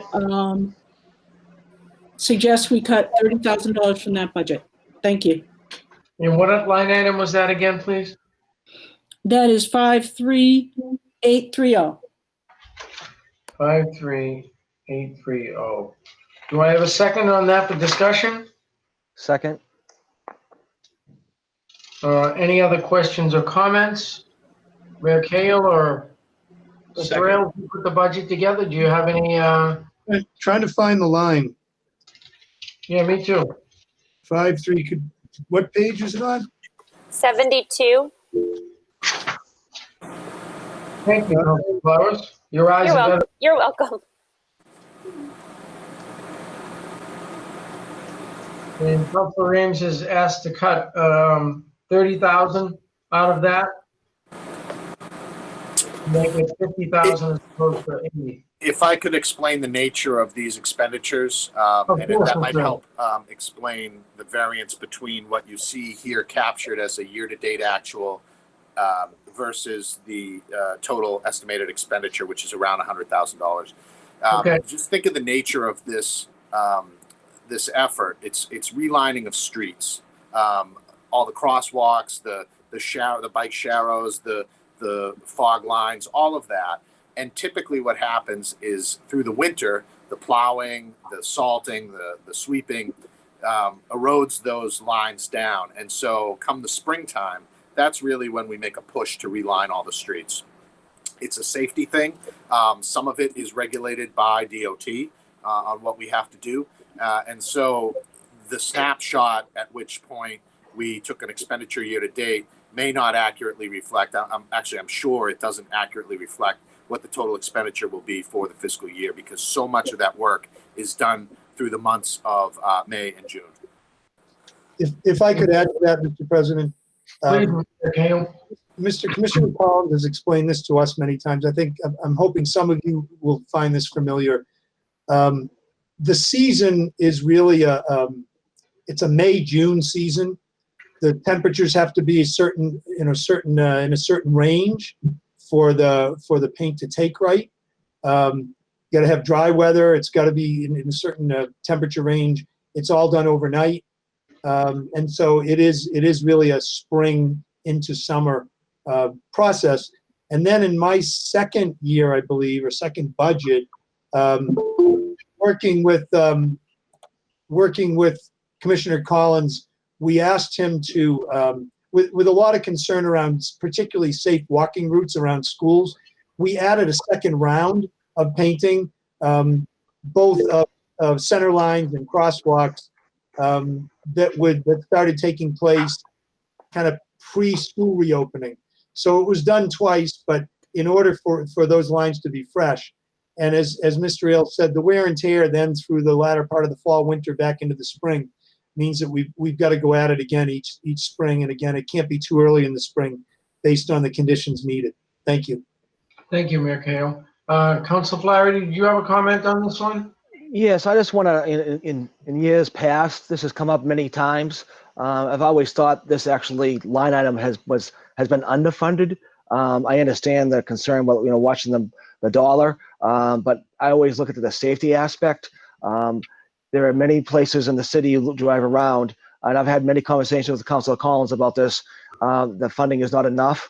Whether you're going from Ryle side to Beverly Farms, you do see a lot of streets that aren't necessarily lined, and it goes on a rotating basis. The sidewalks get all done every year, but sometimes some of the main lines don't, and it's always a concern, especially around the schools. I think they do focus around the schools, but this, in the rotaries, for example, the rotary in front of North Beverly, in front of Whole Foods, hasn't been done for a couple of years.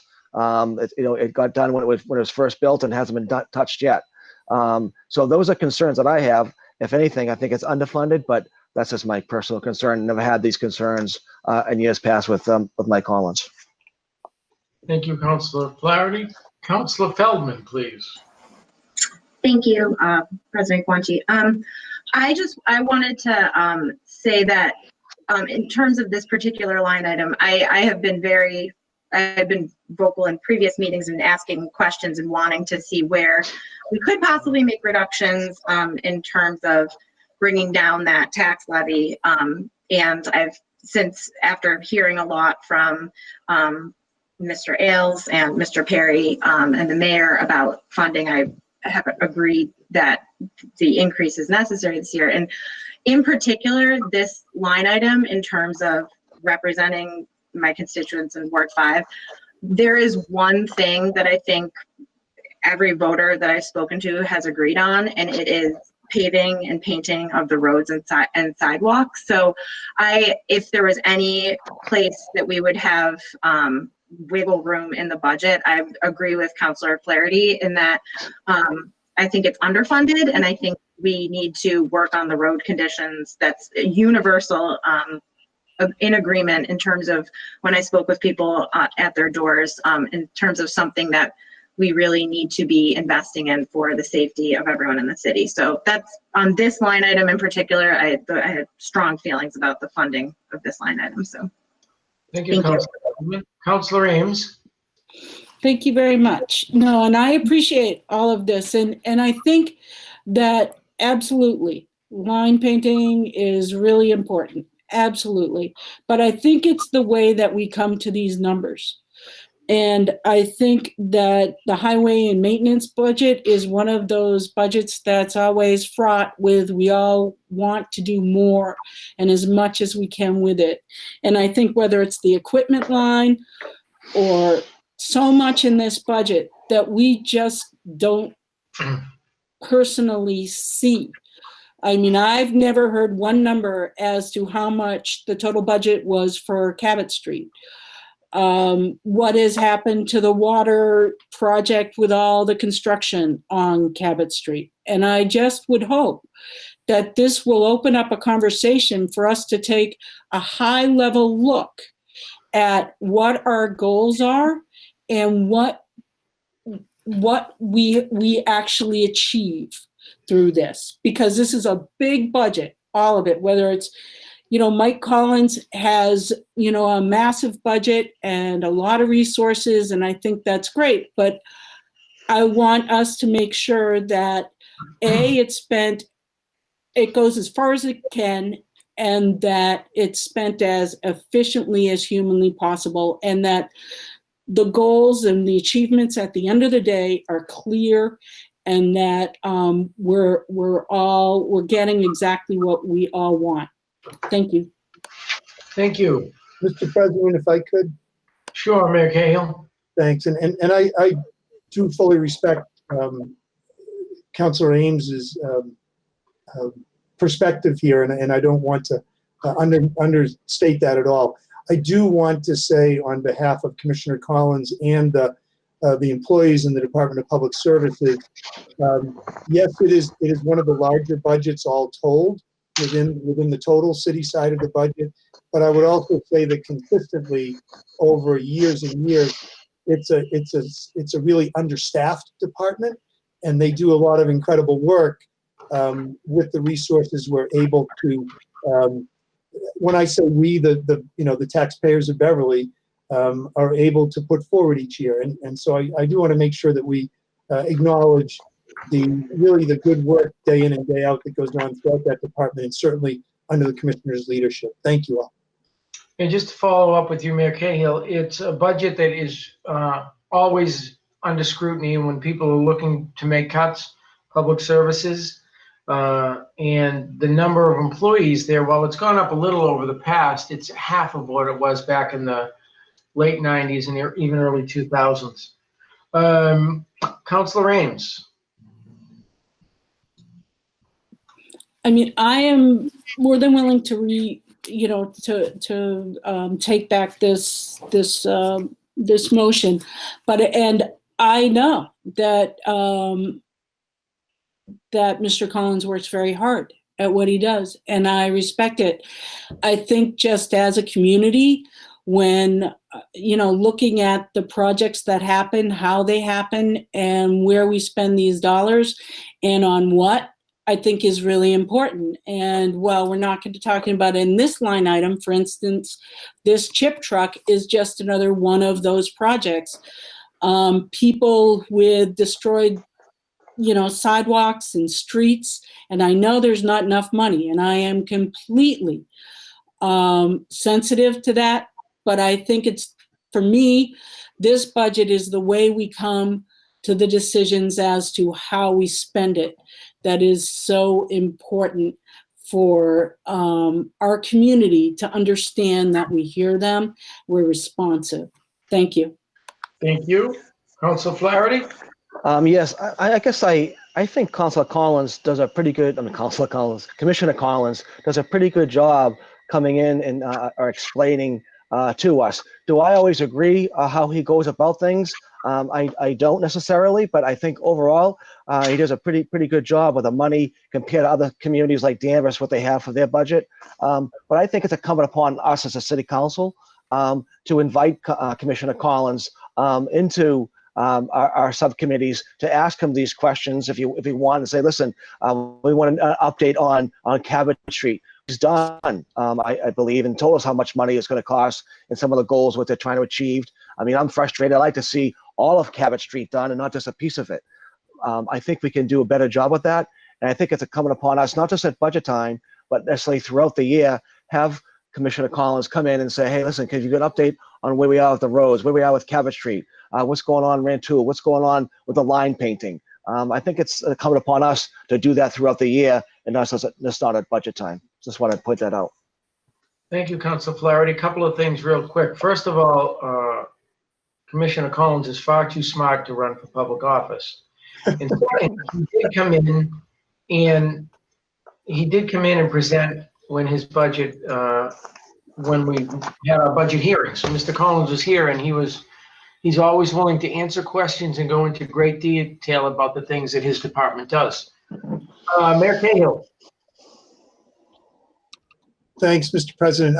I also I do want to point out, first, you folks know that I did serve one term on the council and served with some of you, and I'm always mindful of the fact that you all have day jobs and I get to do this all day, and so it's really important that we do everything we can to make sure you have the information you need at all times. So, the thought of having any department head and or me, at any meeting available to kind of work through these things is something we always want to be available to do. I do want to point out that the chipper truck that was referenced, I just want to refresh everybody's memory that was a truck that Mr. Collins had identified as a need because the one we've been using is quite old, and that's a truck that's used to go fallen trees and debris and all that, to pick up and deal with. We were able to secure a grant out of the Volkswagen settlement money for $136,262. The required 20% match out of, which was, I guess, cited by Commissioner Collins as an example of the kind of thing that come out of that line, the capital equipment line, was $27,250. And if you folks remember, I just want to make sure we're all on the same page on this. You did approve that, receiving that grant and approving the match at your January 6th meeting this year. So, as we're looking through this, as I say, I fully understand how hard it is to be on top of every piece of this budget and all the expenditures that come in. So just kind of reinforce that we want to make sure you have the information you need at every step along the way, and do understand the challenge with working through this budget and the intent and the good-hearted intent in looking to ensure that the expenditures we commit to making make sense any given year, and make sense particularly right now when it's so difficult for everybody who's being asked to pay the taxes that fund these things. So thank you. Thank you, Mayor Cahill. Motion on the table is to reduce line item 53830 from $80,000 to $50,000, a $30,000 cut. We had a first and a second. How about a roll call on that motion? Mr. President Guanci, I'm happy to rescind that motion. So we don't have to do anything. Thank you, Councilor Lane. Do you have anything else in the Highway Department? My one last hope, and this is not necessarily a budget item, but I've noticed for a number of years, the equipment budget is listed as equipment. And when I think it would be helpful for the people of Beverly, as well as us as counselors, for that item to be detailed out in the future, especially given the conversation we had with Mr. Collins during the budget hearing. I think that would be very helpful. Thank you. So we can ask him to do that next year. And did we ask, when Mr. Collins was in, we did ask him what that line item entailed? We asked him what he spent the money on last year. Okay. He couldn't remember. He's a busy guy. So maybe next year it should be a little more detailed. Great idea. So I would entertain a motion to approve the highway budget at $2,181,050. So moved. Second? Roll call. Ames, Yes. Feldman, Yes. Flaherty, Yes. Flowers, Yes. Brady, Yes. Hausman, So moved. Yes. Rand, Yes. Rotundo, Yes. and Guanci. Yes, thank you. To the next page, we have snow and ice. That is, the mayor's proposal is $800,000. I would entertain a motion to approve that figure. So moved. Second? And a roll call, please. Ames, Yes. Feldman, Yes. Flaherty, Yes. Flowers, Yes. Brady, Yes. Hausman, Yes. Rand, Yes. Rotundo, Yes. and Guanci. Yes, our cemetery division, the budget proposed is $240,000. A motion to approve that figure. So moved. Second? Roll call, please. Ames, Yes. Feldman, Yes. Flaherty, Yes. Flowers, Yes. Hausman, Yes. Yes. Rand, Just to confirm, you broke up a little bit. Was this for the cemetery line? Yes, it was. I'll have to go back to municipal garage. I don't have my glasses on tonight. Okay. In that case, yes. and Guanci. Yes, back up one. Municipal garage, the proposed budget is $694,070.70. Motion to approve that figure? So moved. Second. Roll call. Ames, Yes.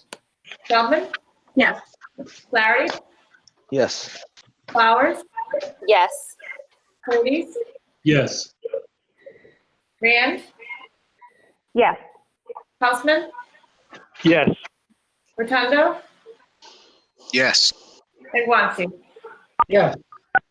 Electric division of the Public Works budget is $644,606.13. A motion to approve that figure So So moved. moved. So moved. Second. and a roll call. Ames, Yes. Feldman, Yes. Flaherty, Yes. Flowers, Yes. Houseman, Yes. Rand, Yes. Rotundo, Yes. and Guanxi. Yes, and over half of that budget is what we spend on our streetlights. Parks and Forestry is $1,136,727.12. Motion to approve that figure So moved. Second. and a roll call. Ames, Yes. Feldman, Yes. Flaherty, Yes. Flowers, Yes. Frady's, Yes.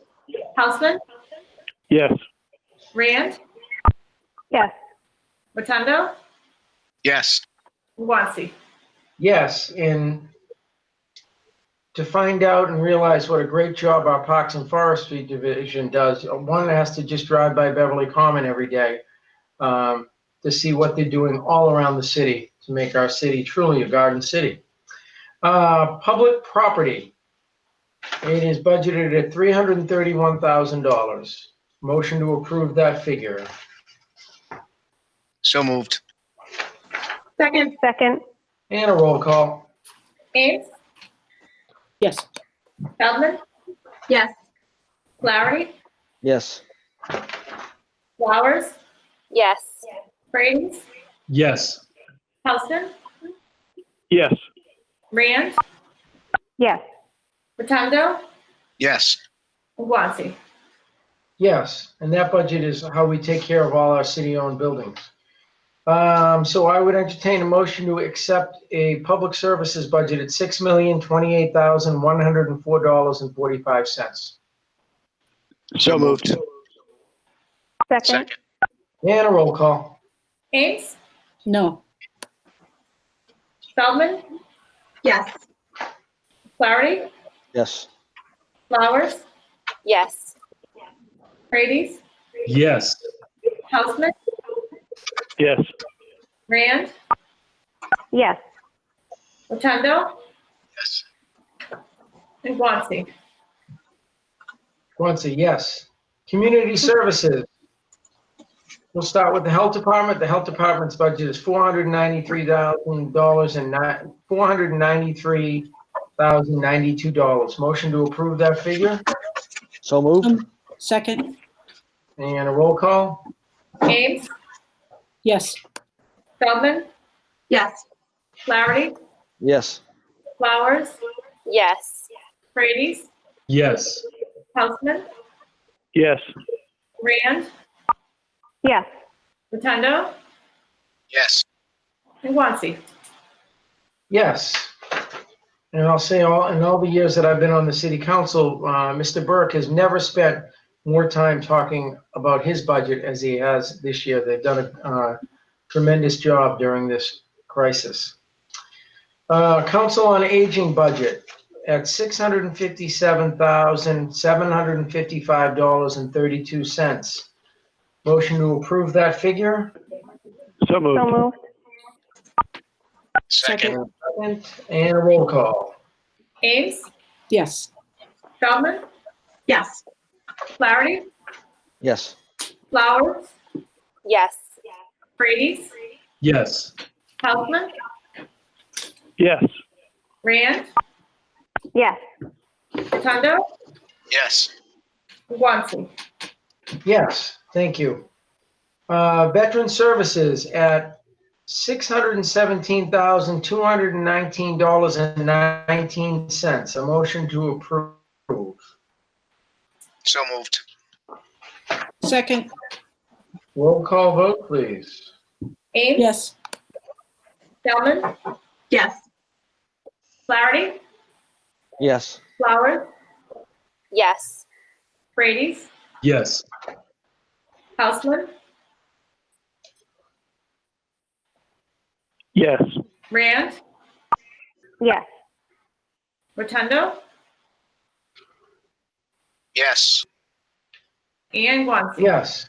Library budget, $2,038,998.85. Motion to approve, please. So moved. So moved. Second. Second. And a roll call. Ames. Yes. Spellman. Yes. Flaherty. Yes. Flowers. Yes. Frady's. Yes. Houseman. Yes. Rand. Yes. Yes. Rotundo. Yes. And Guanci. Yes, thank you. Recreation Department budget of $406,461.32. Motion to approve. So So moved. moved. So moved. How about, Ames. and a roll call. Ames. Yes. Feldman. Yes. Flaherty. Yes. Flowers. Yes. Frady's. Yes. Houseman. Yes. Rand. Yes. Rotundo.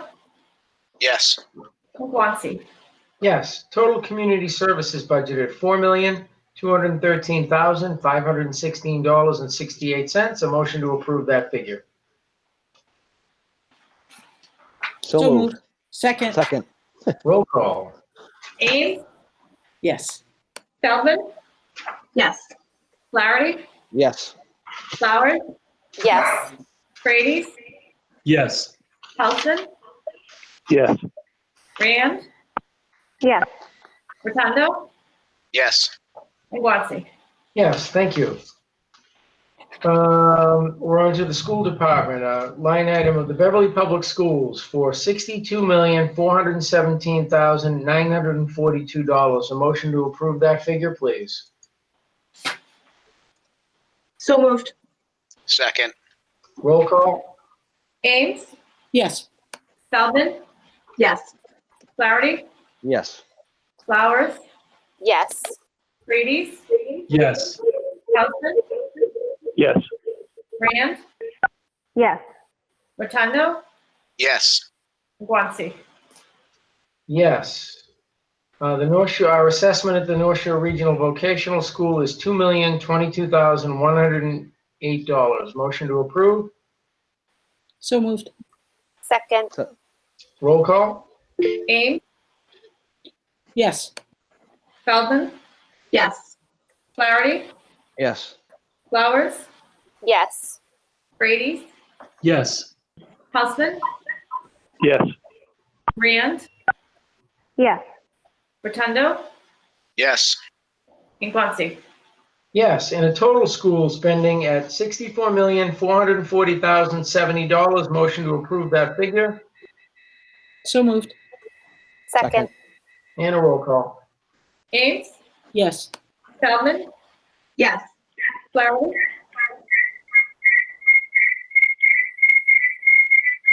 Flaherty. Flowers. Yes. Frady's. Yes. Houseman. Yes. Rand. Yes. Rotundo. Yes. Guanci. Yes, we are on to debt service. Counselor Rand would like to make a comment. Thank you, President Guanci. I wanted to catch you before you made the motion because I would like to propose a reduction in debt service. And the line item is 17528-59110. I think it's on page 109 or thereabouts. Is it under short-term principal? You got it. 109. You want to reduce So that? actually, short-term interest, actually. Short-term interest, I'm sorry. And you want to reduce that from 500,000 to 400,000? That's correct. Do I have a second on that for discussion? Second. And Councilor Rand, do you have a statement or you want to go right to a vote? Sure, I'll just introduce this a little bit. I think at least as the council knows from the other night, that I'm interested in supporting the mayor's initiative to work with the Human Rights Committee to create an equity and inclusion initiative in the city, which we don't know how that will look at this point. It could be hopefully a department. It could be a study to guide that department. It could be, supported by grant funding. And I understand that we don't have all the details of that effort right now, but I am looking to support that effort so that when the mayor comes to us in the fall, let's say, and says, here's the plan, and I'm requesting an approval of funding from the city council. I want us to be able to look back on this budget process and say, you know what, we proposed a reduction in the budget to support that very effort, and we can feel confident that we planned ahead for that monetary commitment. And I was really thankful to work with Mr. Ailes today to highlight, to pick out a line item that really does have the extra room. You probably remember that we took a vote to, well, actually, forget about taking the vote, but you probably remember we recently went to market on some short-term borrowing loans. I don't know if I'm saying that correctly. And we got a ridiculously good rate. I think it was 0.3%. And so because of that, Mr. Ailes did point out to me that because of that unanticipated low rate, we actually do have room in that line item. So I'd like to propose that we go ahead, and because we know we have room in that line item, we can anticipate that money turning back to the city. I would like to just remove it from the budget and create that space and set our values in line with what the mayor and the Human Rights Committee would like to propose for inclusion and equity work. Thank you, Councilor Rand. Councilor Flaherty. Thank you. Yes, I'm not saying opposed to this. Just have a procedural, just kind of concern. I mean, I would like to see us. I understand why Councilor Rand is going through this process, so the council can have their voice in this part. I know the mayor has committed to doing this. My concern is that we're doing this before the committee even comes. It could be $150,000 we might need, or it could be a $75,000 figure. So we're not really sure.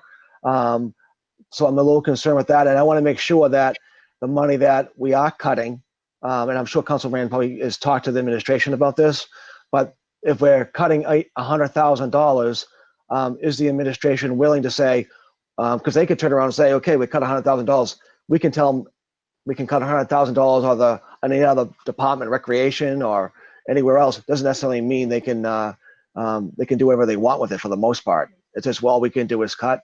So the question, I guess, will they, and they are committed to taking that $100,000 and putting that aside and actually spending it on this committee?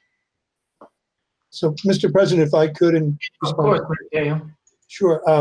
So, Council, I'm going to ask Mr. Ailes to speak in a minute about the mechanics, but I will say that you've heard me say a few times now in this forum that I have every intention of working through over the summer months with, as Councilor Rand said, with the Human Rights Committee, also with you folks and with our community, a process of determining just what are some of the steps that really can make a difference in our community to address the inequities and the disparities that exist for people of color, and particularly for African Americans in Beverly.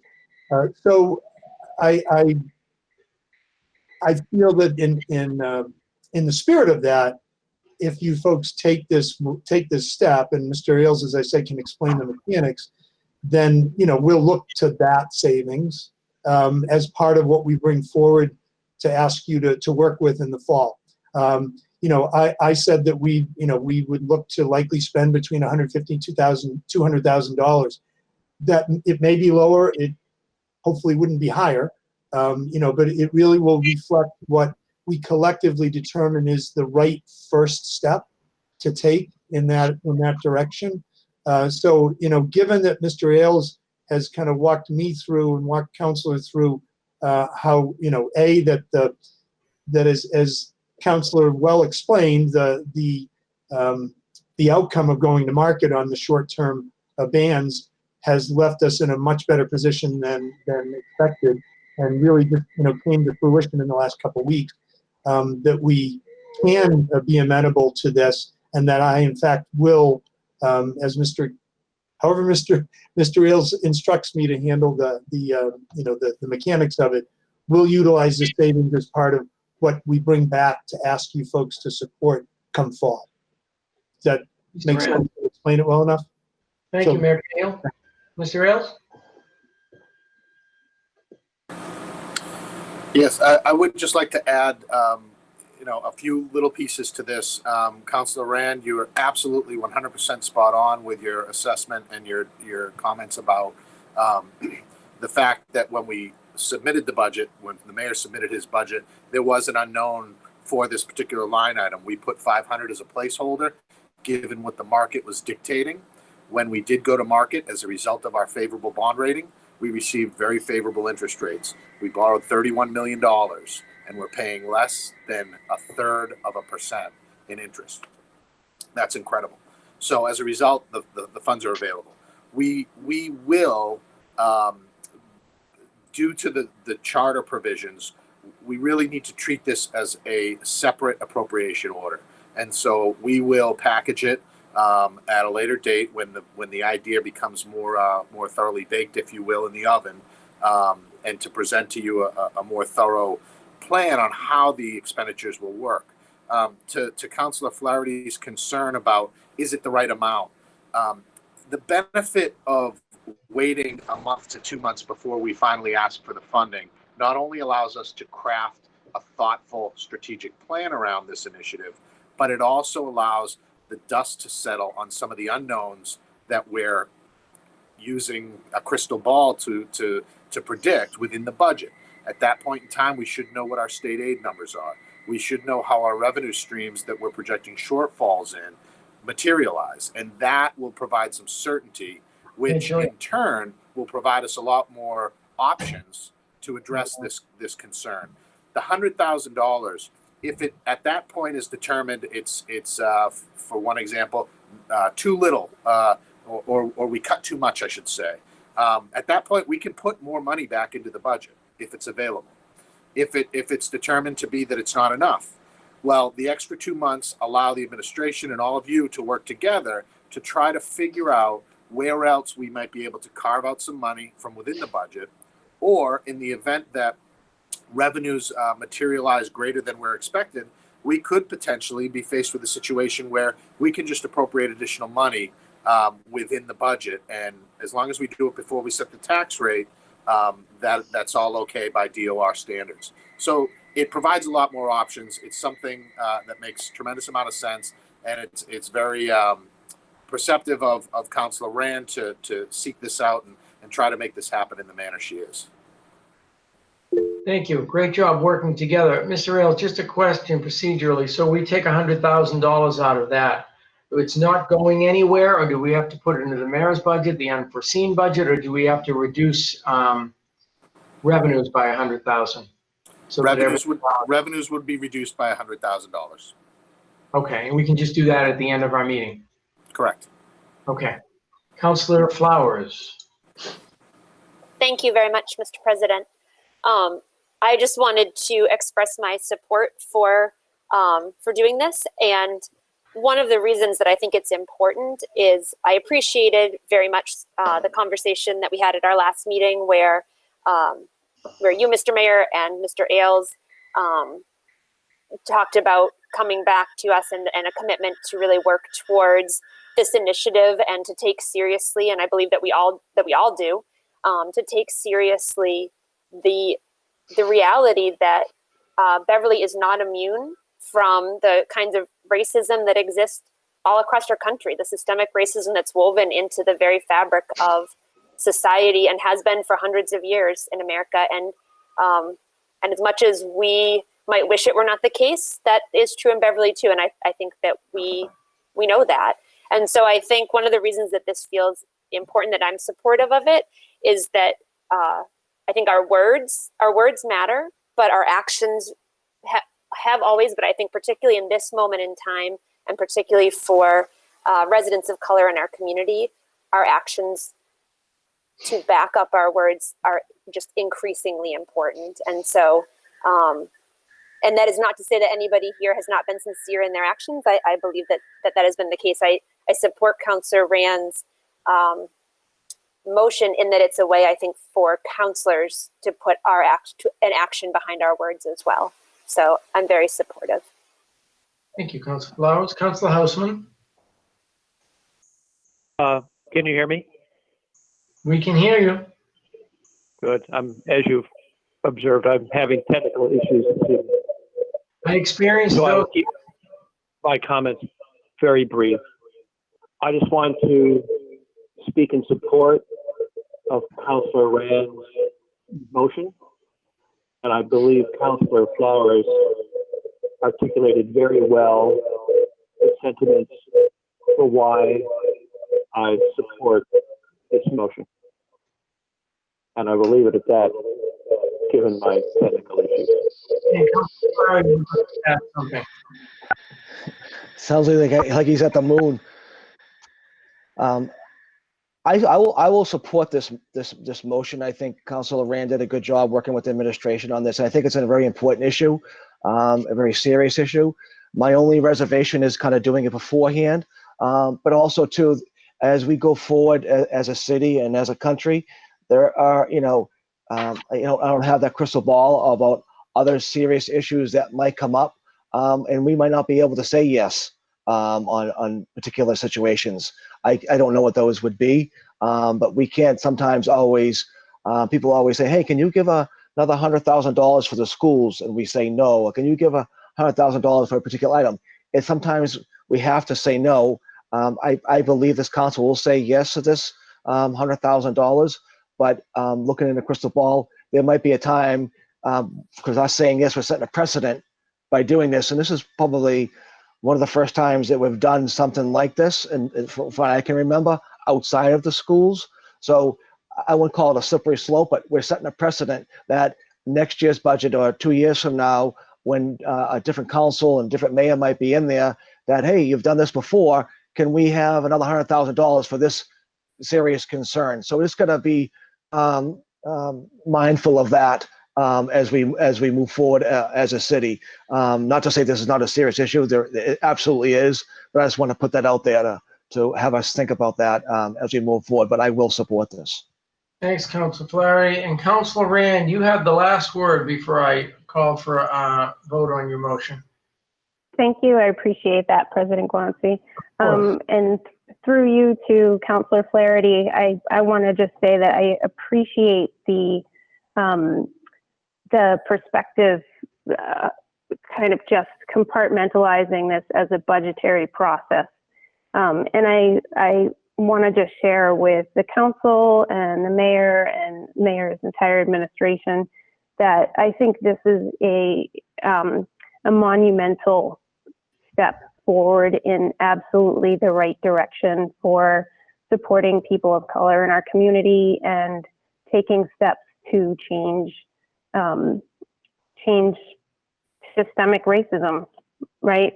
Taking steps to make sure that our city departments are all knowledgeable on inclusion and equity.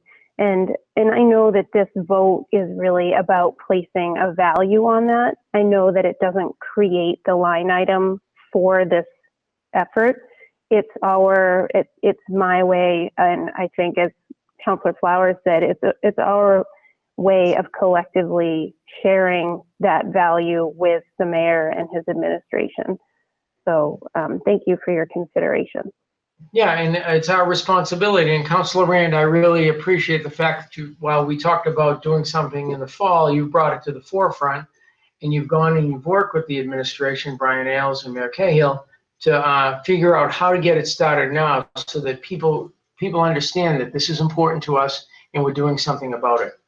So I would entertain a motion to reduce the short-term interest, which is line number 59110, $100,000 to $400,000. So moved. Second. Roll call, please. Ames, Yes. Feldman, Yes. Flaherty, Yes. Flowers, Yes. Brady, Yes. Houseman, Yes. Rand, Yes. Rotundo, Yes. and Guanci. Yes, and I would entertain a motion to approve the new debt service line item at $9,684,146. So moved. So moved. Second. And a roll call. Ames, Yes. Feldman, Yes. Flaherty, Yes. Flowers, Yes. Brady, Yes. Houseman, Yes. Rand, Yes. Rotundo, Yes. and Guanci. Yes. Annuities and pensions, the figure is $11,665,354. Do I have a motion to approve that figure? So moved. Second. Second. Roll call. Ames, Yes. Feldman, Yes. Flaherty, Yes. Flowers, Yes. Brady,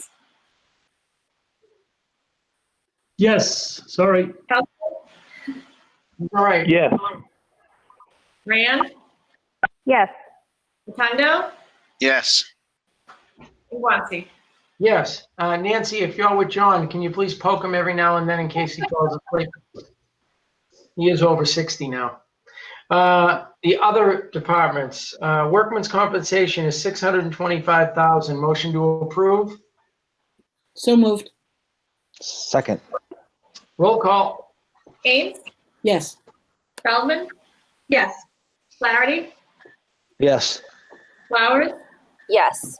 Brady, Yes. Houseman, Yes.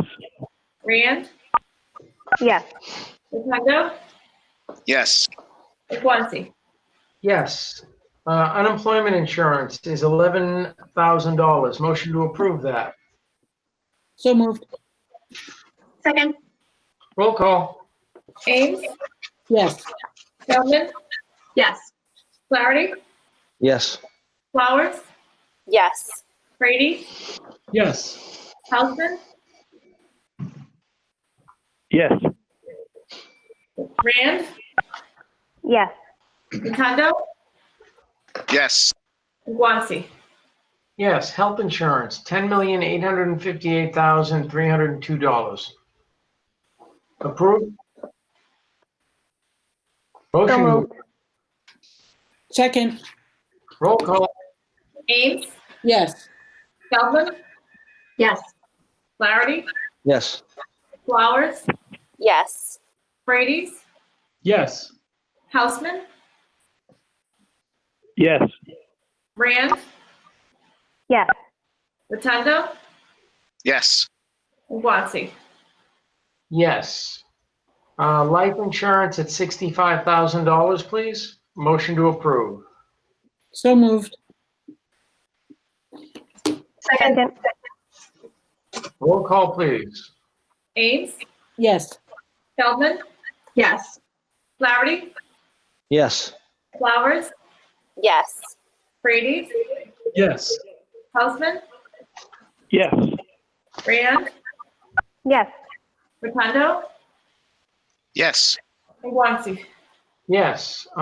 Payroll tax, $385,000. Motion to approve. So moved. Second. Roll call. Ames, Yes. Feldman, Yes. Flaherty, Yes. Flowers, Yes. Frady's, Yes. Hausman, Yes.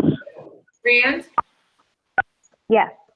Rotundo, Yes. and Guanxi. Yes. Total other is $11,944,302. A motion to approve. So moved. Second. Thank you. Roll call. Ames, Yes. Feldman, Yes. Flaherty, Yes. Flowers, Yes. Frady's, Yes. Hausman, Yes. Rand, Yes. Rotundo, Yes. and Guanxi. Yes. Assessments from the state are $1,742,067. A motion to approve that figure. So moved. Second. Don't be shy. Roll call, please. Ames, Yes. Feldman, Yes. Flaherty, Yes. Flowers, Yes. Frady's, Yes. Hausman, Yes. Rand, Yes. Rotundo, Yes. and Guanxi. Yes. Mr. Ailes, question for you, sir.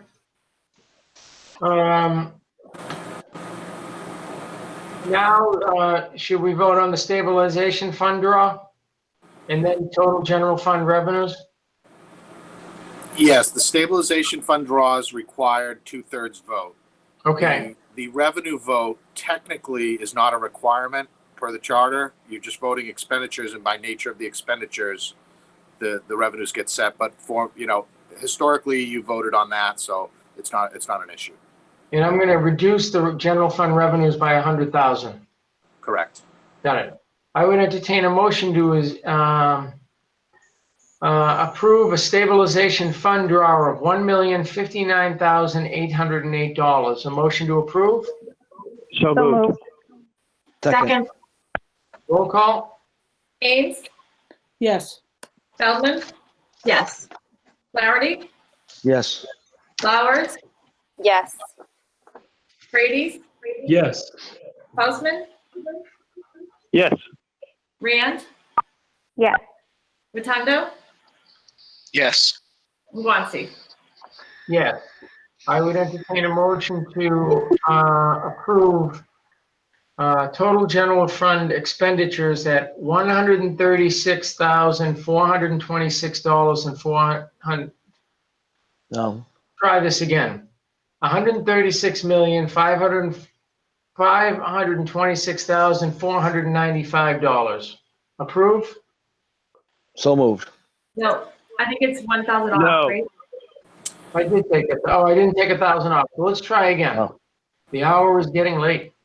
$136,426,495. So moved. Second. Second. Roll call. Ames, No. Feldman, Yes. Flaherty, Yes.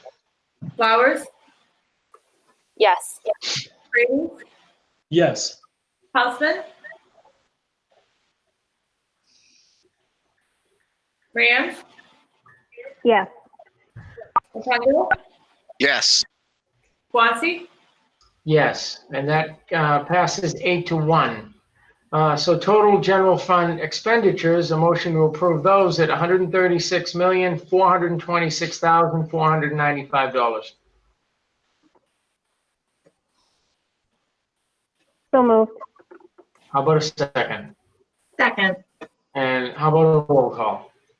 Ames, I'm really just trying to get Mr. Ailes to smile. No. No. Feldman, Yes. Flaherty, Yes. Flowers, Yes. Frady's, Yes. Houseman, Rand, Yes. Rotundo, Yes. and Yes. Guanxi. Yes. Now on to our special revenue accounts. I would entertain a motion to approve a transfer of retained earnings into FY '21 of $871,003 from the water fund. So moved. Second. Roll call? Ames, Yes. Feldman, Yes.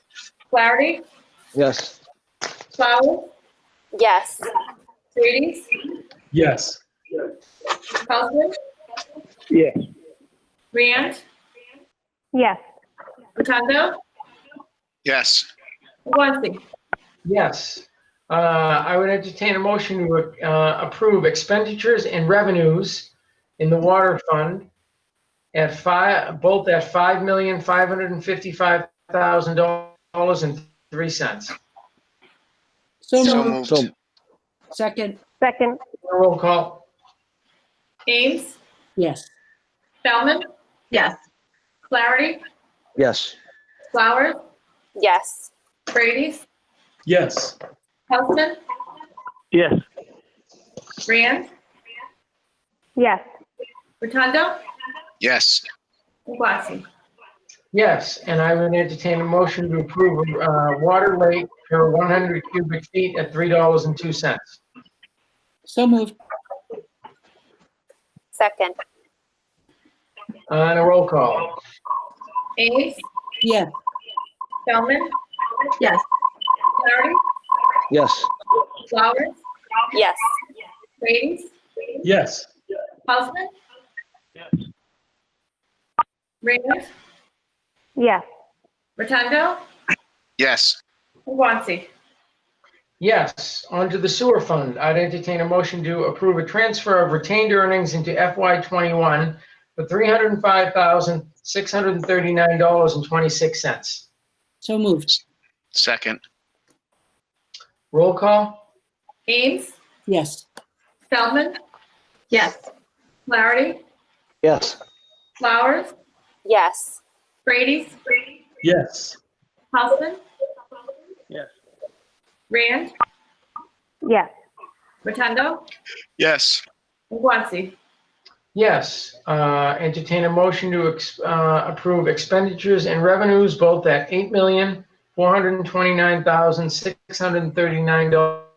$8,429,639.26. So moved. Second. Second. Roll call? Ames, Yes. Feldman, Yes. Flaherty, Yes. Flowers, Yes. Frady's, Yes. Houseman, Yes. Rand, Yes. Rotundo, Yes. and Guanxi. Yes, and I would entertain a motion to approve a sewer rate per 100 cubic feet at $6.18. So moved. Second. Roll call?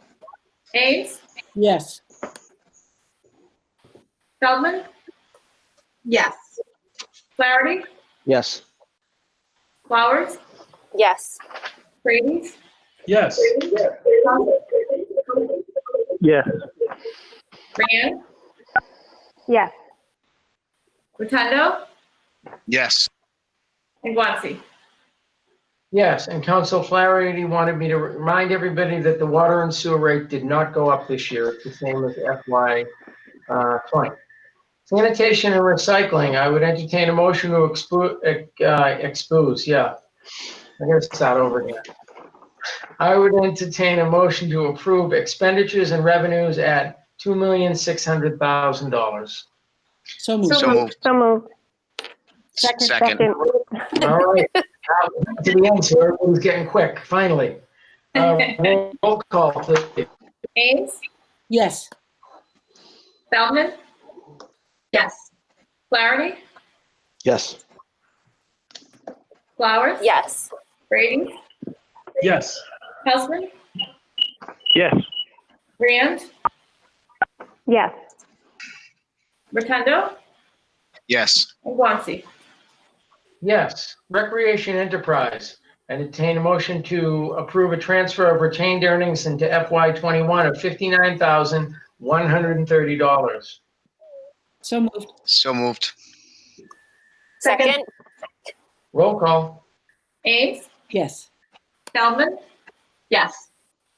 Flaherty, Yes. Flowers, Yes. Brady, Yes. Houseman, Yes. Rand, Yes. Rotundo, Yes. and Guanci.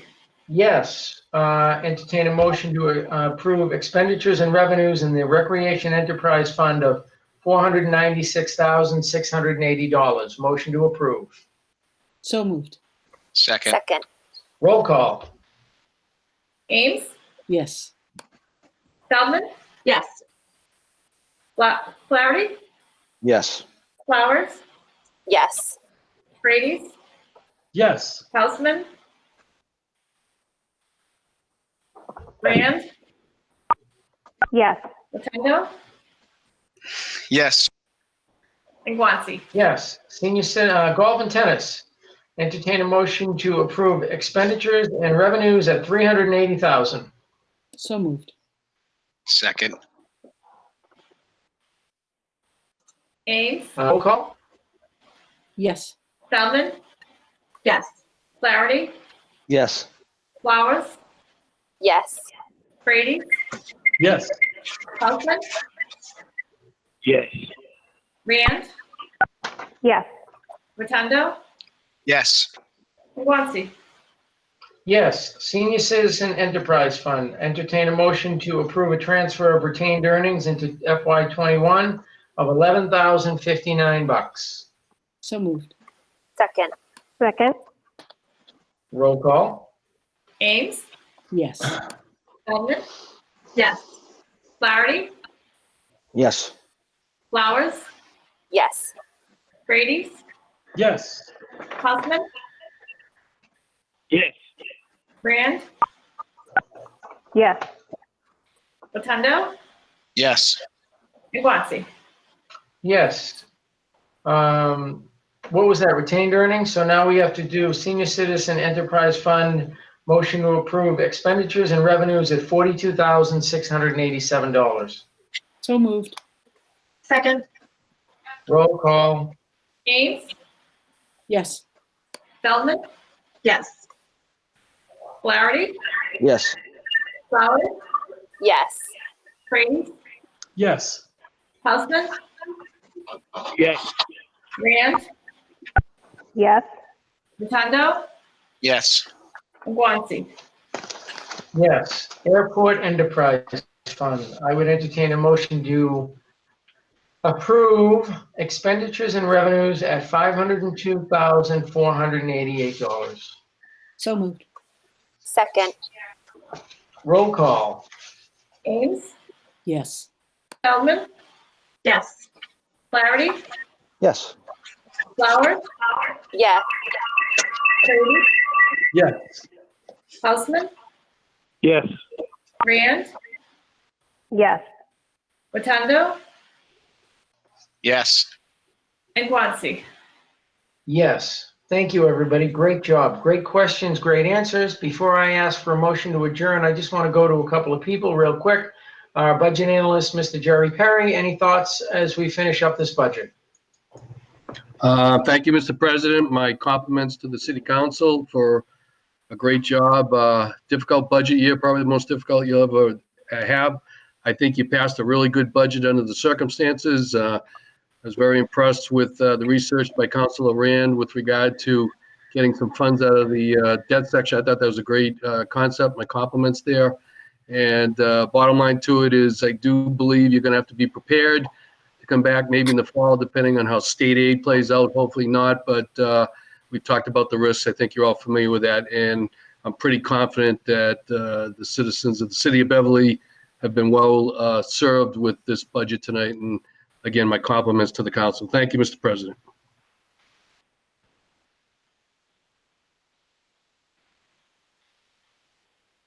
No, Mr. Ailes, comment as we wrap things up? Microphone on. Thank you, Mr. President. I just want to thank you all. You know, a typical year where we'd be up in the council chambers, I would personally go around and say personal thank you for all your the professionalism you've bestowed upon me, the department heads in the city, the administration, and really appreciate the collaborative approach that we all take with managing the city's finances and delivering services, good services to our taxpaying citizens and your constituents. So thanks again. Thank you. And last but certainly not least, Mayor Cahill, a comment before we adjourn. Yes, thank you, Mr. President. I want to thank all of you. This is a tremendous process. Appreciate your partnership with us in trying to serve our constituents well. There'll be a lot of management that needs to go on in the coming months with this budget, and we look forward to partnering with you in that.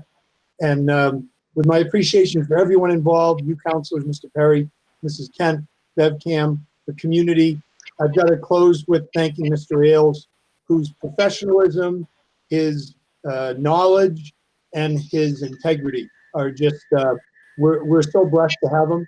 And I want to thank him. I want to thank him every day of the year, but here we are. Here's the platform to thank him. Mr. Ailes, thank you for everything you do for the people of Beverly.